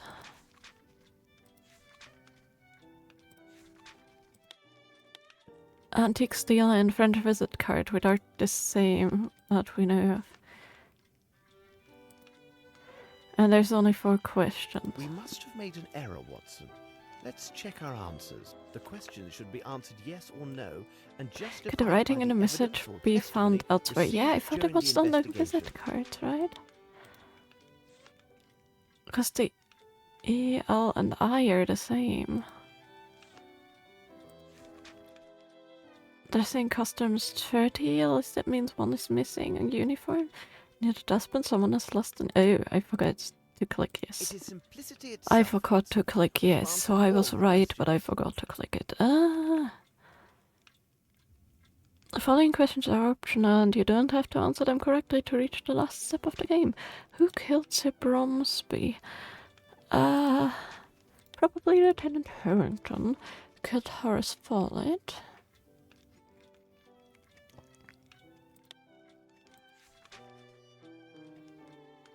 No, that's probably...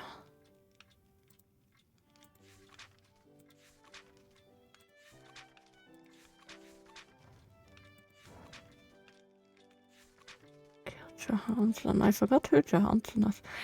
Well, it may have been the other guy. I think Bromsby was Lieutenant Harrington.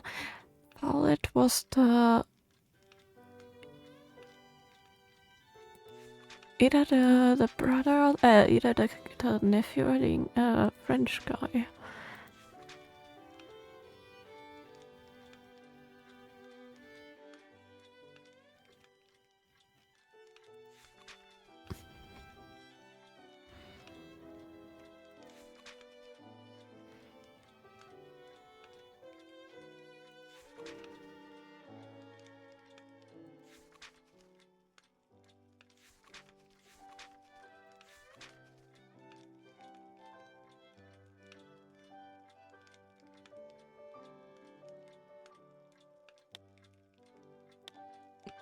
Hmm. No, I thought it was Harrington. I think it was the... I forgot his name. Who killed Johansson?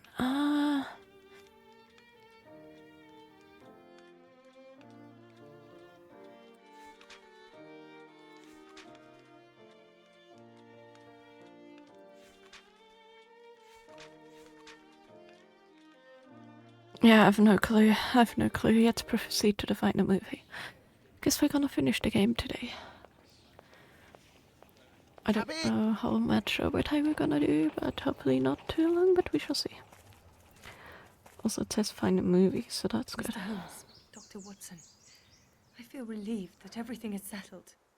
The inspector told me that you were not as useful as you had hoped in this case, but you did your best, and I am grateful to No, you. he's more than Dear just Lestrade, useful. well, the inspector deliberately minimized my role in this matter so that I could reveal a secret to you. I wish Lieutenant Harrington could be here now, but... He had to leave for London on a very urgent business. But how could you know? It is my business to know, Miss Bromsby. Thus, I am able to tell you about the case of the silver earring. Everything begins on that sad afternoon, which was to celebrate your birthday, and ended with the untimely death of your father. Miss Bromsby, you did not murder your father. I kissed your hand that day and did not detect even the slightest smell of gunpowder. I also discovered powder traces that proved the shot was fired from behind the second side door. You were not seen at that door, but where did the murderer go after taking his shot? Everyone who tried to exit through the side entrance found it blocked. According to witnesses and other evidence, none of the guests could have possibly been the murderer because they were all present in the ballroom. No one left through the service door, and traces confirm that no one could have fled by using the staircase. The windows in the kitchen, as elsewhere in the manor, were appointed with thick bars, thus they offered no escape. So did he vanish into thin he air? changed his costume. In fact, one of the parties did leave the ballroom and went to the kitchen corridor. He left to meet his accomplice, who was not an invited guest. This accomplice was a professional actor who was disguised to resemble our missing invitee. This guest hid under voile in the shadow of a statue and waited for his moment. Meanwhile, his twin acted out his part in the ballroom and provided the murderer with a perfect alibi. When the killer heard the applause, he left his hiding place, twin, we have only one shot, and hit his target. It is important person to know that we that the had actor a was picture well of a placed at the manor. twin with. He secured entry to the manor by impersonating a French head waiter. Using his position, he persuaded those in charge to use long tablecloths and to arrange the tables in a most peculiar manner. When the shooting occurred, our actor joined the crowd and rapidly crept across the room, concealed under the tables. As he neared the side door, he rose from beneath the last table and acted as if he had been jostled and fallen. However, as he stood, he accidentally snagged a small piece of his dirty glove upon a chair. When he arrived at the door, which was held closed by the murderer, he tapped on it using a prearranged code and was allowed entry. He exited to the corridor while his partner continued to hold the door shut against all others. The actor discarded his disguise in the deep kitchen well, helped himself to 2 bottles of excellent whiskey, and quietly went outside. Yes, we The know assassin that. waited several minutes. Then, in the last seconds of the confusion, he returned to the ballroom. Thus, we have the crime committed by an individual whom everyone swears was in the room when the shot was fired. But this agrees with my conclusions. Richard is an actor, and everyone swears that Grimble was in the room. I didn't consider the course of events as you described, Holmes, but admit it, our deductions agree. Moreover, both of these suspects are similar in size and manner. Your theory presumes that Grimble is an excellent shot, which is No. false. It also takes on faith that Sir Bromsby had discovered the misappropriations, supplying Grimble his motive. But irrefutable proof that neither Grimble nor Richards were guilty waited at Horace Fowlett's. The matter of his pillow. But there was no pillow at Horace Fowlett's. That's a Nevertheless, problem. Mr. Fowlett slept with one. When I arrived at his home, I believed him already dead. Therefore, the news of his hasty departure came as no surprise. From the evidence obtained at his home and the statements of his neighbour, I learned the following. On the evening of his death, Mr. Fowlett was visited by a man who desired to sell him some exotic trifle. While this man distracted Mr. Fowlett, a second man quietly crept into the house and tried to open his safe. This individual was well acquainted with the house and the location of the I safe. first thought it was the nephew When he because he had failed red to hair, open but it, considering most that likely the wig became was missing, I enraged think he and killed posed Mr. as the Fowlett. nephew. This individual, Miss Bromsby, was your cousin, Wyatt Collins, who Ah, he returned to England was. under the name Johansson. But what about this pillow? Mr. Fowlett's pillow had vanished. Later, Dr. Watson discovered a feather from the pillow in the train compartment Yes. used by the man who impersonated Fowlett. But why did Fowlett's impersonator take the pillow, and why didn't the station manager notice it? Mr. Fowlett was short, but very portly. In order to imitate him, the man used the pillow to create the appearance of a stouter man. Okay, There is no yeah, other explanation. that makes sense. This man was a much leaner man than Mr. In Fowlett, the Mr. disguise, Grimble, we kind or of Mr. knew Richards. that was Then, what he Holmes, was who doing. did murder Sir Bromsby? And for what reason? You see, Lestrade, when it's a question of multiple murders, except for the deviant ones, there are 2 primary motives, revenge and greed. Yes, because Wyatt Mr. Collins' Bromsby presence at Fowlett's killed tells us his both the motive was about actors Bromsby's wealth. and his He hair went lover. there for the express purpose of stealing the will so that he would receive at least a portion of Bromsby's estate. If his uncle had died with no will found, Collins would have been entitled to a share of the inheritance under English law. Fair. But if my cousin failed in his attempt and the evidence clears my name, though I am to inherit, why were my father and cousin murdered? Besides, tomorrow I am to announce my engagement and will be married soon. Holmes, hold on. There is a flaw in your reasoning. There is only one key for the door to the cement factory, and Grimble is the only person known to have it. So he No. must be directly involved in the There murder was of not Johansson. only I mean one. Collins. They Is that true, told Lestrade? them, Mr. Richards told me that there was indeed a second key, yes, which was that they lost. didn't give them all the Have you teas. forgotten the murder of the barman hunter? A young man without any criminal record, whose sole interests were painting and flowers. Why was he murdered in cold blood? With Because no he sign could of forced see. entry or theft at his lodgings. Simply put, he was killed because he was present when your father was murdered. But why Hunter? What did he see or hear? And above all, how did he acquire the earring of Miss Veronica Davenport, the leading actress of the Fairfax Theatre and Dwight Richards' mistress? I can stand this no more. My thoughts are dazed. Will you finally reveal who murdered my father? The murderer? Here he comes now.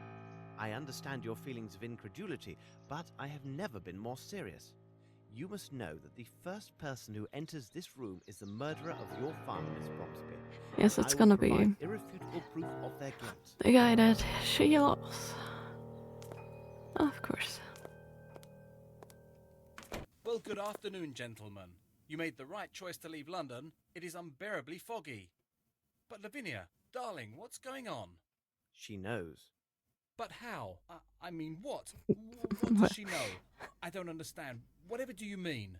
Oh no, you understand me clearly, Mr. Harrington, and you also, Spencer. Or should I say, Mr. Jeffries? Explain yourself, Mr. Holmes. What a monstrous misunderstanding. Oh, I've just explained myself to Miss Bromsby about the truth of her father's murder, but I can tell the story again from the very beginning. It begins several years ago, Wyatt Collins, the nephew of Mr. Bromsby, is forced by his uncle to leave England for South America. His hatred is fostered by the ingratitude he perceives in Sir Bromsby. Wasn't his uncle's career financed by his Yes, mother's he money? was. He was In who Collins' threatened mind, Melvin them. Bromsby owes him an eternal debt of gratitude, and was thus obliged to So I was right that the Collins letter into was his from the lifestyle, nephew. Okay. fulfilling his every need. Here is our first criminal, Wyatt Collins. Then we have you, Mr. Harrington. You were a brilliant student at the Military Academy, and are an excellent shot, are you not? You were the only person at the reception with sufficient skills to make the shot that took Sir Bromsby's life. During my investigation, I learned that ex-officers of Her Majesty's Army enjoy great favor around the world for administrative positions. You left India and made your way to Brazil, where you obtained the position as warden of the prison in Guaquiamo. Do not try to deny your presence there. The pictures in your hunting portfolio could have been taken nowhere else in the world except Guaquiamo. We now have our second criminal, Lieutenant Harrington. Thought I meant the other guy Mr. was in Jeffries, your Guayaquil. arrival in Guaquiamo set things in motion. But I guess not. The theatre company had come to Brazil as part of their worldwide tour. You had been involved with the lovely Veronica Davenport and loved her with a passionate yet possessive love.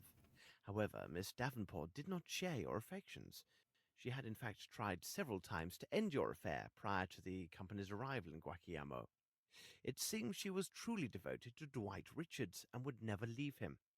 So After the you ladies were arrived, right. you frequented the town's bawdier spots. This is where you first met Mr. Harrington, and you quickly became close companions. Huh. It seems tedium and heartbreak do bring certain people together. After the Okay, so the lady was right that they weren't grief, so much you in love. killed Miss Davenport because she had rejected your love. You then fled to your newfound friend, the warden, to confess your crime and beg for his help. In a So he show of took the friendship, he earring. helped dispose of her corpse and directed suspicions towards your rival, Dwight Richards. Afterwards, you lay low, leaving the others to believe that you had been killed or had gone missing. You stayed hidden until they had departed, and you must have kept Miss Davenport's earring as some morbid souvenir. No doubt you also retained not only the key to the Fairfax Theatre, but the keys from Aston's, where you had been employed several years earlier. Here, then, is our third felon, Mr. Jeffries. Life was difficult in Brazil for our trio. Mr. Jeffries rarely went out, Mr. Harrington's men were talking behind his back, and Mr. Collins' funds were inadequate. One evening, Collins spoke of his cousin, who, in a few months' time, was to return to England from finishing school. She was also the sole heir to one of the greatest fortunes in England. Imagine these three men besotted with alcohol, considering the wealth that would one day pass to this slip of a girl. A terrible plan was devised. Several days later, they left for England, false papers for two of their party in hand, resolved to seize a portion, if not all, of this great inheritance. Incredible. Yes, incredible. And horribly true. Okay, so that the nephew was involved in a way. Will or destroy the original. Sure of that how it was involved, but I thought it was the two of them As they would murder Sir Bromsby differently. at his birthday reception. It was essential that Collins enter the country under false papers. I'll explain to you guys what I thought, what happened. Would be alerted to his presence in England. This would avoid any suspicion attaching him for his uncle's death when he arrived to claim his inheritance. They quickly put their plans into effect. Mr. Jeffries arrived at the household in the guise of a stylish French head waiter and studied the lay of the manor. Mr. Harrington, the assassin, would accompany a person with rather poor eyesight to the reception so that the illusion of the fake Mr. Harrington would go unchallenged. As the head waiter, Jeffries was in a unique position to study the guest list. He quickly learned that two of the guests, Miss Rowntree and Colonel Patterson, had both poor eyesight and were unaccompanied. Lieutenant Harrington was quite busy in the days before the reception. He courted Miss Rowntree with great dedication and made fast friends with the Colonel. He hoped to secure one, if not two, invitations to the reception. Your arrival as the Colonel's guest was your first error, Harrington. Is it credible that a young officer who left the army because of his hatred towards all military authority would easily befriend a man who embodies everything that he See, that was detests? what I was But suspicious your about too. efforts bore fruit, and you obtained your invitation. Mr. Jeffries, as head waiter, took great care that the tables and tablecloths were arranged specifically to accommodate their schemes. Mr. Jeffries then secured the disguise for his role as the false Lieutenant Harrington. He remembered that an officer's uniform, similar to Lieutenant Harrington's, and a red wig, identical to the colouring of the lieutenant's hair, were in storage at the Fairfax Theatre. He learned that the company had taken up residence at the site of the old Aston Theatre, for which he still had the key. It was therefore a simple matter for him to acquire these items for his masquerade. They now only lacked the will, which Mr. Collins presumed was kept at Flowlet's house. Their plan was to take these papers prior to the murder of Sir Bromsby, so that Flowlet would be unaware of either their presence or substitution until it was too late. But things went badly. Mr. Jeffries tried to divert Mr. Flowlet, but he must have been alerted by some noise, as Collins struggled vainly to open the safe. Upon being discovered, Collins killed Flowlet on the spot. The two conspirators then left the house in such a way that witnesses believed it was Flowlet himself who had left. They would now have to find another way to get hold of the money, because no doubt Sir Bromsby had disinherited Collins in favour of his daughter. They decided to take the money from his daughter, a young, naive and vulnerable young woman. On the day of reception, Mr. Harrington arrived with Jeffries, disguised as his servant Spencer and the Colonel. With the promise of whiskey, Jeffries easily secured the unwitting aid of two fellow servants and assumed a position at the service door. He wagered that he could pinch 2 or 3 good bottles of liquor from the kitchen if his companions would cover for him. I have just explained what happened next. After the shooting, he took 2 bottles of excellent whiskey. Only someone knowledgeable would have taken these 2 bottles over the others. Yes. And Mr. Jeffries had been formerly employed at a luxurious hotel in France. Upon his return, he gave an accounting to his fellow servants, did his hair, and left the manor. The promised delivery of the liquor and his frightened look secured the 2 men's cooperation in providing his alibi. They could not have known his true role in these events. The one problem for the conspirators was the barman, Simon Hunter. He had perfect eyesight, unlike the Colonel, and realized that the man who claimed to be near the bar at the time of the murder had in fact lied. He hinted as much to Mr. Harrington and most certainly intended blackmail. As they were short on funds, the accomplices gave him Miss Davenport's earring as collateral and pledged to return with the money he demanded. That night, when Lieutenant Harrington visited us I in love that London, it says gold and exotic jewel, even though it's called the case of Hunter the had silver told earring, Harrington but that hey. the earring had been pawned, and he would not reveal the name of the shop unless Harrington paid him his money. Mr. Harrington ruthlessly killed Hunter, and the earring so precious to Mr. Jeffries was lost. Earlier that morning, Jeffries lured Collins to the cement factory on the pretext of fabricating false evidence against Grimble. But they no longer needed Collins to acquire the Bromsby fortune. Mr. Harrington would wed the young heiress, then, after a reasonable time, they would cause her untimely death, and they would take it all. So Mr. Jeffries murdered Collins and made sure his body was barely recognizable. If he was identified, Which it was would an not issue. affect their plans, as they believed leaving the corpse at the cement factory would direct suspicion towards Grimble.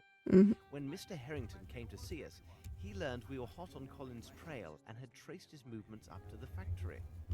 He assumed we would go there within the hour and left to quickly round up his associates and devise a plan.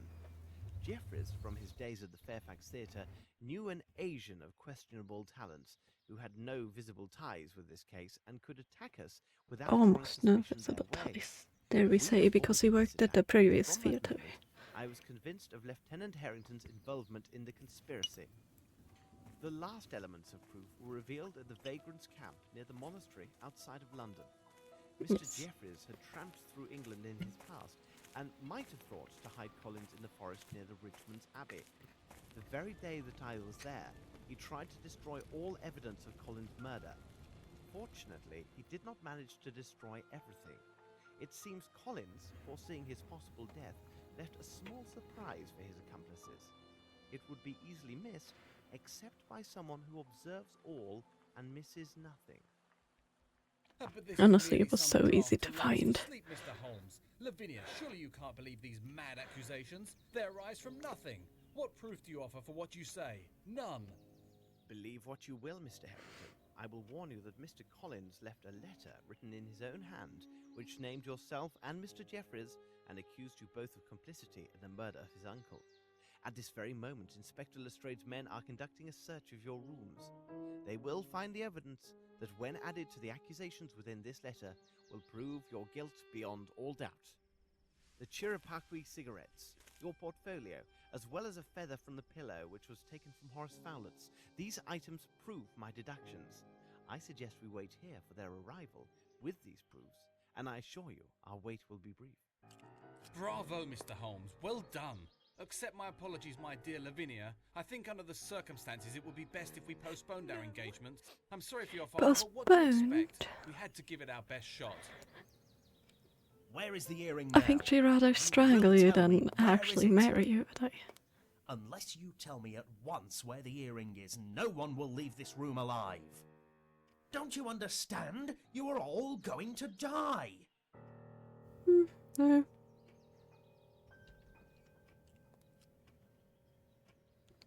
Ta-da! All yours, Lestrade. I suggest you return with your agents to London as soon as possible. Thank you, Mr. Grimble, for literally applying my precepts. Watson, let us escort Miss Bromsby to her rooms. She will need her rest. Grimble was framed, I felt the entire time. Like, yes, he put some assets towards his Harrington or Jeffries in his letter. late fortune, but that was because he didn't know that he would inherit. And they believed me. And Grimble, where did he appear from? You can now boast that one of the most influential men in England served as your driver. Since my visit to Fowlett's, I knew that Grimble had nothing to do with this crime. I asked him to assist with the investigation, and it was at my request that he took steps to acquire Bromsby Enterprises. He gained us precious time by forcing Harrington and Jeffries to wait and see if Miss Bromsby would inherit. He ran quite a risk in doing me this favor, because their plots then turned against him. I also asked him to send the letter which lured the two murderers away from the hall. I needed a moment to explain everything to Miss Lavinia. It would be dreadful if she fell into the hands of her father's killer. From the beginning, Grimble was concerned only with saving her inheritance. He never once doubted her innocence. Nevertheless, didn't he misappropriate those funds? Indeed, but not for his own profit. It was solely to protect his friend Bromsby. An ex-architect with whom he had quarrelled, a Mr. Waters, had contacted Sir Bromsby before this intrigue began. Waters learned from Captain Bowie that Sir Bromsby had encouraged certain actions against workers hired to build a bridge in India. That project was the bridge over the Kalidasa Abyss. Waters blackmailed Bromsby from afar. Grimble received the letters and considered them to be quite serious. He knew his hot-tempered friend well and preferred to conceal the blackmail attempt for fear of disastrous consequences. Yes, that much was Grimble clear. made regular payments to Waters in exchange for his silence. Unfortunately, Collins discovered the arrangement while he was working at the cement factory and threatened to reveal everything. Grimble could not afford for that to occur. He managed to rid himself of Collins by sending him to Fowlett. Then it was Bromsby's turn to discover the blackmail by sheer accident. He was angered, but before he could decide his next move, Mr. Waters died suddenly and removed all threat. When Grimble learned that Waters had died, he confessed all to Bromsby. He noted that the money paid was a pittance when measured against Bromsby Enterprises, and that the same amount could now be applied in other ways. India had enriched them so greatly, and Bromsby had been cursed over the harm done to the Indian people in his employment. It was decided that these same funds would now be sent on a monthly basis to a Bombay orphanage in the care of a Sergeant Brahamai. It is possible that Bromsby intended to increase his patronage, and this was the important news he intended to reveal to the press at his daughter's reception. It was she who had harshly reproached him regarding his behavior towards the Indians in his employ. Do you remember the words from that poem which he had written into his notes? It said that the ungrateful always die miserably. Indeed, Holmes. But there is one thing that I still don't understand. Why did you ask Lestrade to put Richards behind bars? He wasn't guilty of any crime. First, but you only treated him security. as a murderer. I advised Lestrade that it would be prudent to place Richards in custody so we could protect him from harm. Yes. Mr. Richards is a wise and intelligent man. He would have recognized Harrington and Jeffries on sight. When he realized that Jeffries was alive and that I possessed the missing earring, he would have drawn the same conclusions as I. So this investigation would have been stopped killed by 1 or 2 more murders. I see. Well, Watson, you seem to know everything. Tell me, please, that small missive which I can see on the desk. It contains 2 invitations to the opera's opening night, does it not? If so, we shall finally have our opportunity to hear this marvelous soprano. Well, what do you say, Watson? Okay, so it was a soprano. I mixed up the soprano and the actress in between, because the soprano was who we originally were called them for. So, what I thought had happened was I thought that because the nephew was suspicious of Grimble and they found evidence that Grimble did do some fraudulent things. So what I thought was happening was the nephew was trying to follow and figure out if Grimble was actually the true culprit. And in doing so, he found out that another man, not Grimble, which we know from the different footprint sizes, murdered his uncle. And then I thought he was following him to foul it. And I thought they both were disconnected. I thought the other man posed as the Frenchman. And he murdered Fowlett for the testament. That's why we found the card of the antiques detail that also had the same lettering as the one that the Frenchman had. So essentially the Frenchman was a disguise, and then the guy left and seemingly switched costumes into an officer's uniform, I thought. Shot the Mr. Bromsby, and then the nephew saw that. Saw that, followed him, saw that he killed Fowlett. He was in Fowlett's house and he cut himself on the glass by accident. Probably to drink the alcohol. And then I thought he took the pillow to bandage his wound, while the other guy was disguising himself as Follett, and I thought the nephew was following him the entire time to trail him to figure out what was happening with his uncle. Because we found red hair everywhere, so the nephew, I thought, was the culprit. But then, like, I didn't realize that the Lieutenant Harrington actually had red hair, because to me it looked like he had brown hair from the entire scenery footage. So I thought the red hair was a thing of, like, the other guy noticed that he was being followed, so he put on a wig to mimic the nephew to make sure that all the clues lead to the nephew being at fault because he wants the inheritance. And then, like, I thought they were blackmailing Grimble because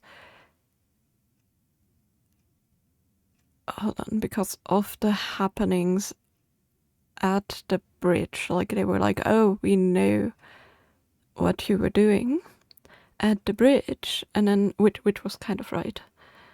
It was a red herring, yes. So I thought they were blackmailing him because what happened at the bridge, and that is why I was saying Brimble's probably not at fault, because he probably didn't embezzle funds. He was paying the blackmailers, and then I thought they were blackmailing him to let go of the inheritance because they wanted the Lavinia's inheritance from, like, partnering with them because the Frenchman was writing her letters and she was very infatuated with him. So I thought that Harrington was suspicious, and because he shut up, I thought he may have been one of the false officers, or like he was an accomplice to like take Lavinia's eyes off what's happening and to like pose as her reason why she couldn't do the murder, because she was suspicious, because they needed her to marry. So I thought he was kind of like paid by the murderer, the actor that played another general or like man of the military in like wearing said uniform. So I was kind of right but also kind of wrong, because first of all I thought the nephew was just following them, but being like that the nephew was actually kind of a good man. He just was pulled in by wrong people and he was misunderstood, and he tried to save his uncle from being like pulled, or like from being from the fraudulent behavior of Mr. Grimble. And then I thought he was following them because he saw who murdered him.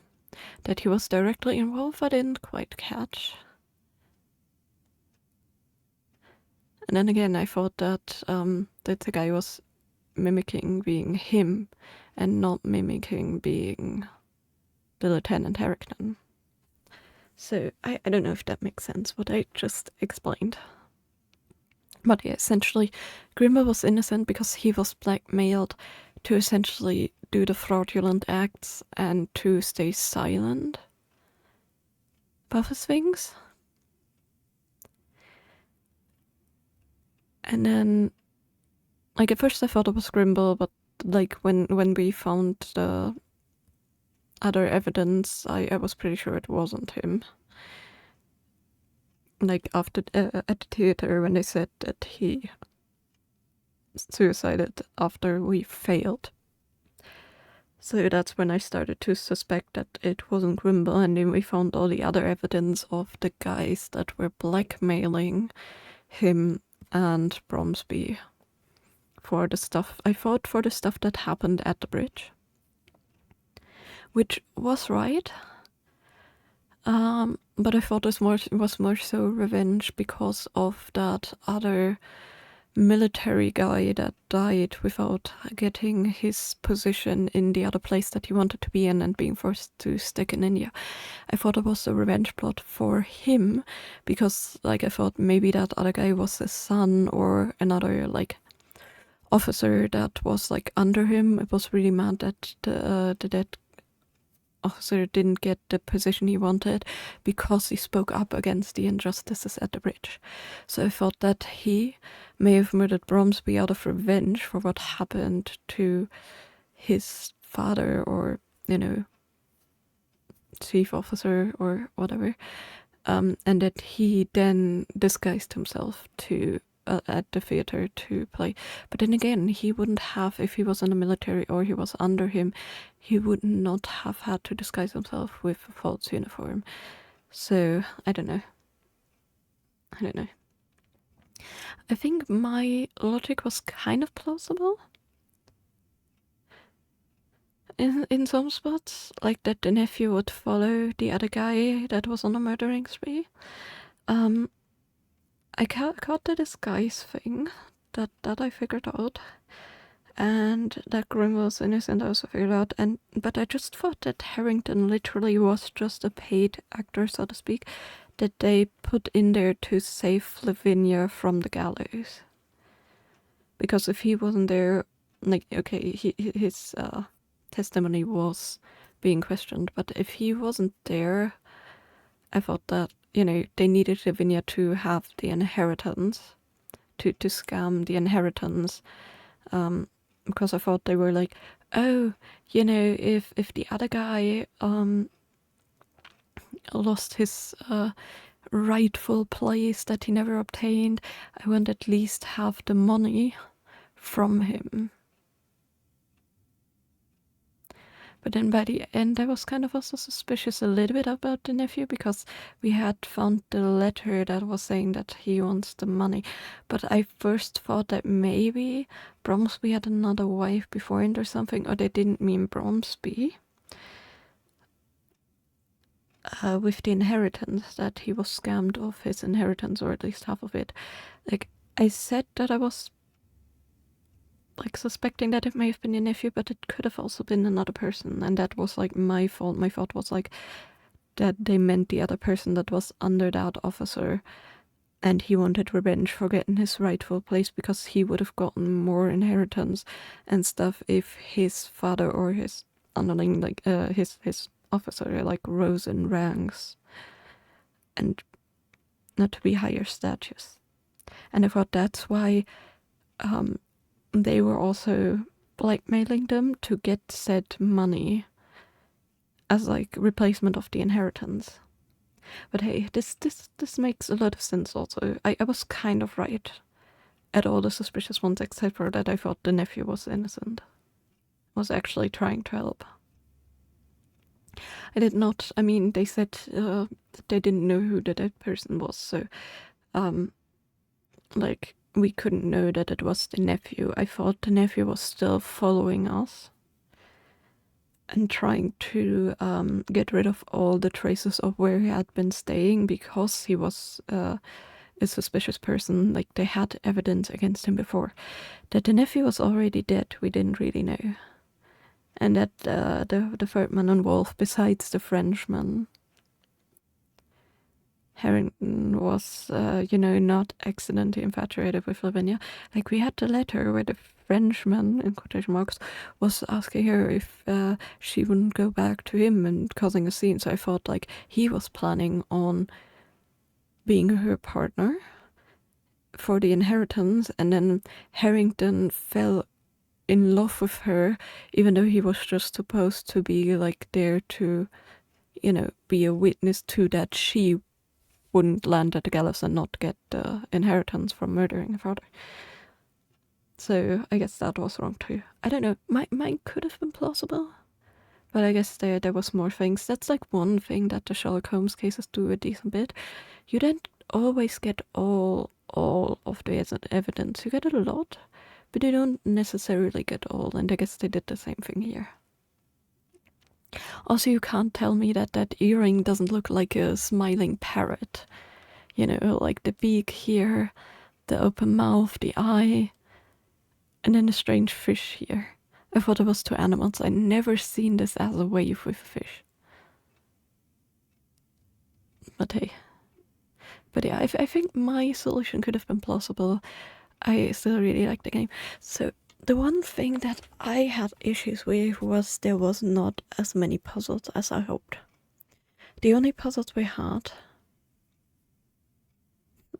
He would be wrong because it does, yeah. See?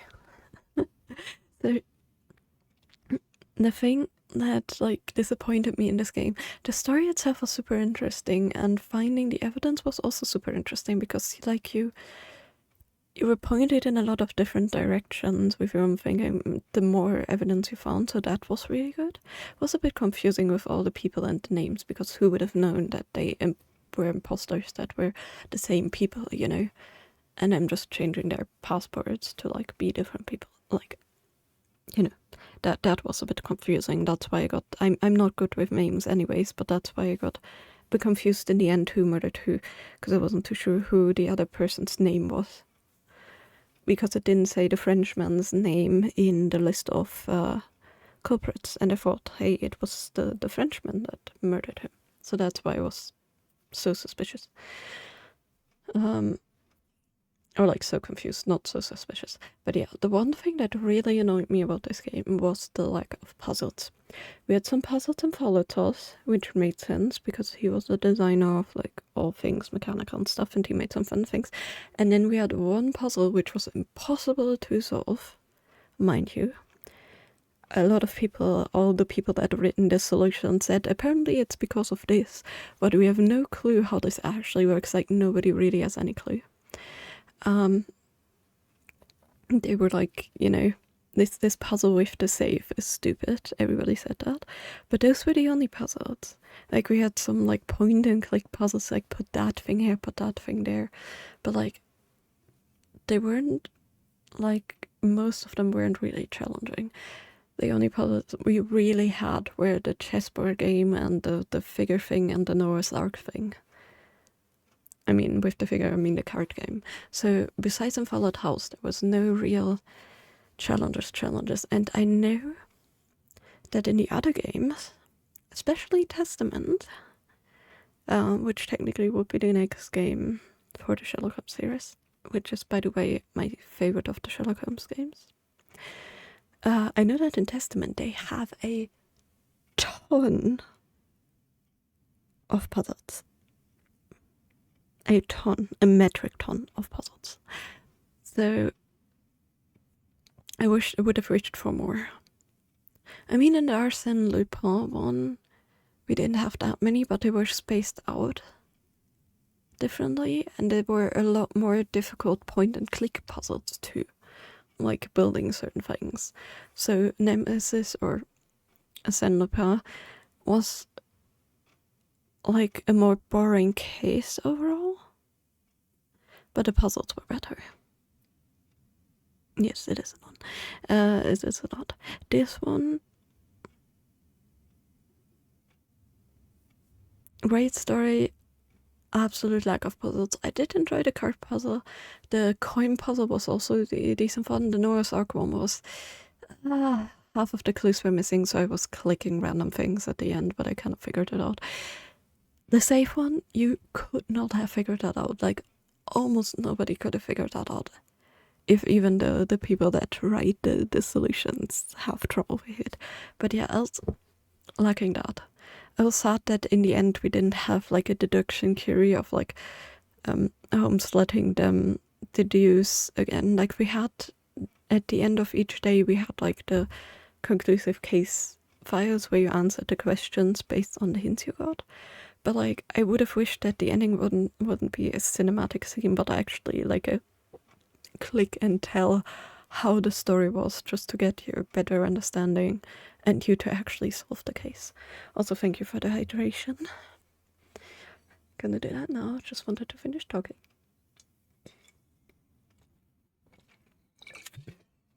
So yeah, overall very fun game. I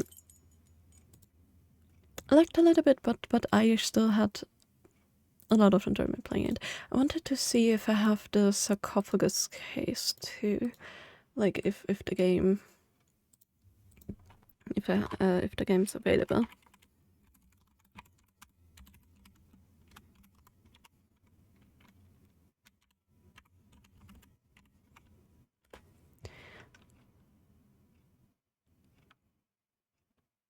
No, because that's chapter 1.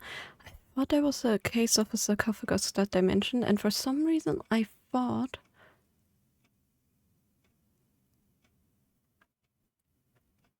that there was the case of an Egyptian sarcophagus or something. Hold on, let me check again. So the games we have missing now is Testament or Sherlock Holmes?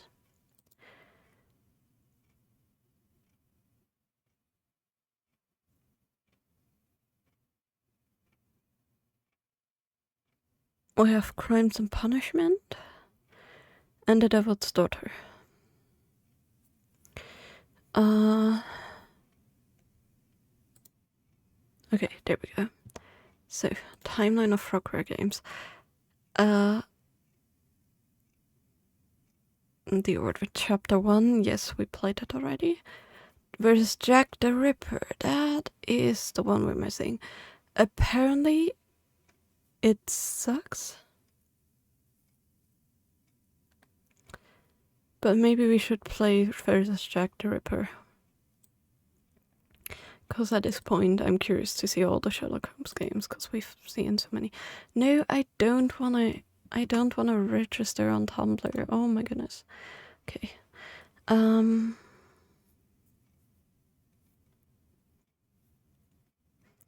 Next up, The Awakened. We played that. Liked it besides the ending. Crimes and Punishment. I guess that's in like chronological order of the his timeline, not the release. I don't want to. Can't scroll more than a few seconds. Oh, nope. Okay, I don't want to get a. Hold on. Does the Reddit thing have a? Yeah. Okay. Mystery of the Mummy, that was the one, not the Case of the Sarcophagus. Mystery of the Mummy. And Mystery of the Mummy was mentioned in this one. There we go. But apparently it was after this. So, Jack the Ripper Awakened, Arsène Lupin, Silver Earrings, Testament, Mystery of the Money. Devil's Daughter takes place after these, and probably after Testament, yes, which makes sense because in Testament there's a lot of mentions of the Devil's Daughter. But the game builds up on Testament. Chapter 1 we played.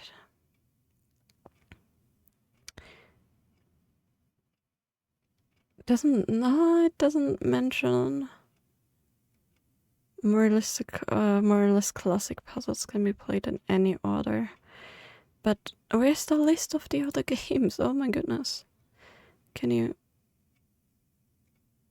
There we go. Baker Street. Mystery of the Mummy is the first one, technically, release-wise, 2002. Silver Earring is 2004. So the Case of the Mummy, that's why I was searching for the sarcophagus thing. So the Mystery of the Mummy is technically before this, and it was mentioned that I finished that case before Silver Earrings, right in the beginning. Awaken we played, Arsène Lupin. Mystery of the Persian Carpet, see, that's also one we haven't played. Then Jack the Ripper. Mystery of Osborne House and the Hunt of Baskerville. They're both marked as existing, but they have no links, which is very interesting. Same with the Mystery of the Frozen City. And then we have Crimes and Punishment, Devil's Daughter, Chapter 1, and The Awakened. So, besides Crime and Punishment, there's Devil's Daughter and Testament. What's the Mystery of the Frozen City? Why are there games that are blacked out and have no information? It says that they were released like 2012 and stuff, but all of them don't have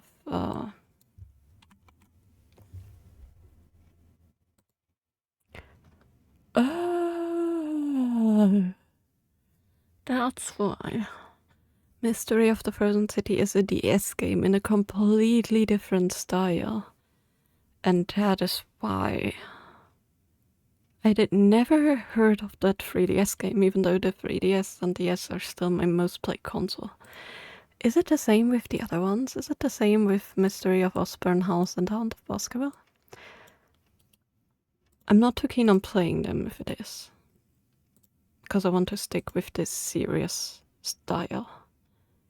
Yes, Osborne. Yes, they are both. Okay, they're all DS games, so we can ignore them. So it's literally just Mystery of the Mummy, The Persian Carpet, versus Jack the Ripper, Testament, Crimes and Punishment, Devil's Daughter. So we are about halfway through, I would say. There's still a lot to go, but I'm really curious about all of them. Like, yes, I know Mystery of the Mummy is probably not going to be as refined. It's the very first game, and Silver Earrings was already not as refined. Awakened was amazing, besides the ending that was very fantasy. Chapter 1 did not like at all. Testament, I really liked. Arsène Lupin was fun, but not my favorite. I'd say I prefer Silver Earrings way more. So I'm curious how close the Jack the Ripper one is to the actual Jack the Ripper case. But also the Mystery of the Mummy and the Case of the Persian Carpet also sound interesting. Devil's Daughter definitely follows after Testament. I'm curious what Crimes and Punishment is going to be about, because that's the only one I have no real clue about. But yeah, I'm going to make sure that in the future we can play all of those. I have not really thought about what we're gonna play next after this. Let me check if anybody has voted anything in game votes. Which I doubt. Okay, let's decide on a game that we're gonna play tomorrow onwards. Let me open my Excel. We have a lot of options, like a lot of options.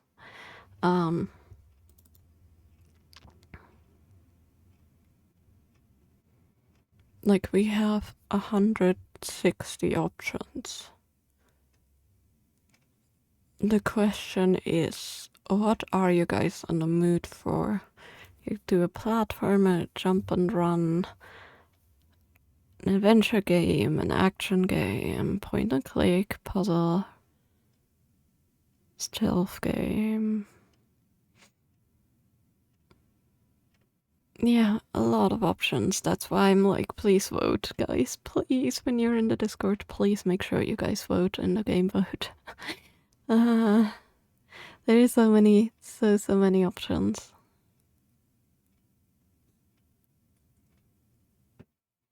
Like, we could play SpongeBob, Battle for Bikini Bottom. We could play Alice Madness Return. Dungeon, which is a fighting game. Scarf. Mafia. Islets, Marvel in the Woods. I don't know. Alice Madness Returns. Okay.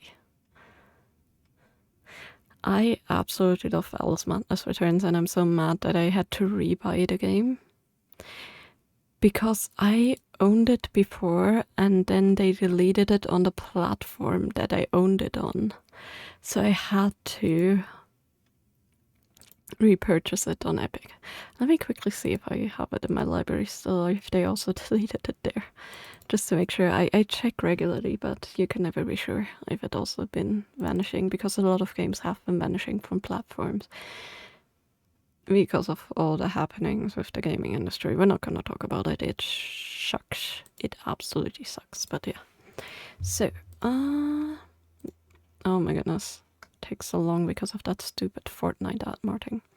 By the way, the Stone of Madness is currently free. And after that, Doomblade on Epic, for those who haven't grabbed the free Epic game. Which, Stone of Madness is like a tactical stealth game. Which I definitely got, and I also have in my list because it looks super interesting. So, oh my goodness, it takes so long if you have a long list of games. Takes so long for it to like load all the icons until you can actually click on the search bar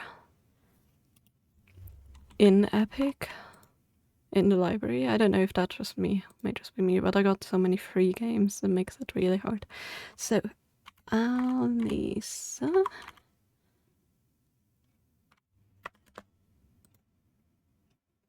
Apparently not, huh? There we go. No. Why is it not in my library? Why is it not in my library? It says it's in my library, but when I search for it, I can't find it. That's weird. Either way, for those of you who don't know, Alice Madness Returns is a very twisted, I'd say, horror game. In the Alice Madness Returns, or like Alice Adventure World, like, you know, the Alice in Wonderland world essentially, but it builds up on the idea that Alice is in a home for mad people, because that's what like the story kind of implies, the certain story, and what people have been talking about, that all these things she sees are just in the fantasy of drugs and stuff, and this game builds essentially upon that. So it's a fighting game, it's a horror game. We're gonna go into it. I really love the game, haven't played it completely yet. I've played it before at a friend's house. They had it for their console, but I never visited back, so I couldn't finish it. But it's a very, very interesting game and a very interesting concept. So I guess that's what we're gonna play tomorrow, courtesy to you, Chris. I'm very excited. But yeah, thank you all for sticking with me. Let me see if there's anybody raidable still. I definitely had fun playing the Sherlock Holmes game. Definitely did. Was really looking forward to it.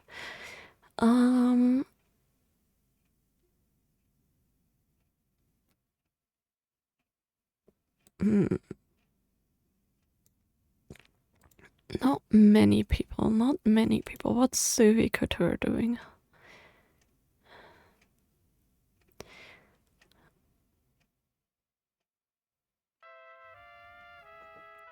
Charmered Knight. Okay, so they're making a cosplay thing, but you can't see that much sadly, so not a thing. Also, I hate these stupid ads for that are always popping up and you have them automatically playing. A Letter to the Future season, huh? That sounds interesting. Let's read So Passion, shall we?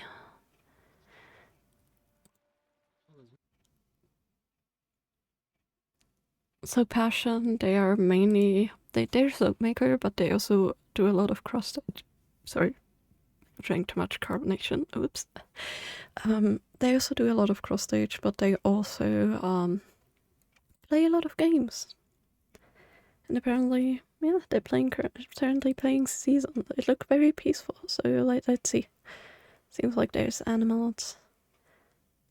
Fun little landscape. Definitely more calming and less crowded than we had in the city just now. And as always, I hugely appreciate you all sticking with me through this. And I hope to see you all back for Alice Madness Returns tomorrow and the day after. And if you're not interested in it, on Thursday we're gonna continue and maybe, hopefully, finish the craft of that treehouse garden diorama, which I'm also really excited about. Yes, thank you, you two. I'm gonna play some Pokemon and then go to bed early. I'm very tired. Hope you have a good night too, and also good rest. Ugh. Help, I have pop-ups. Ah! It's fine, I'm fine. I just completely got my entire screen for a second. But yeah, hope you all have a good night, and enjoy the raid. Bye guys!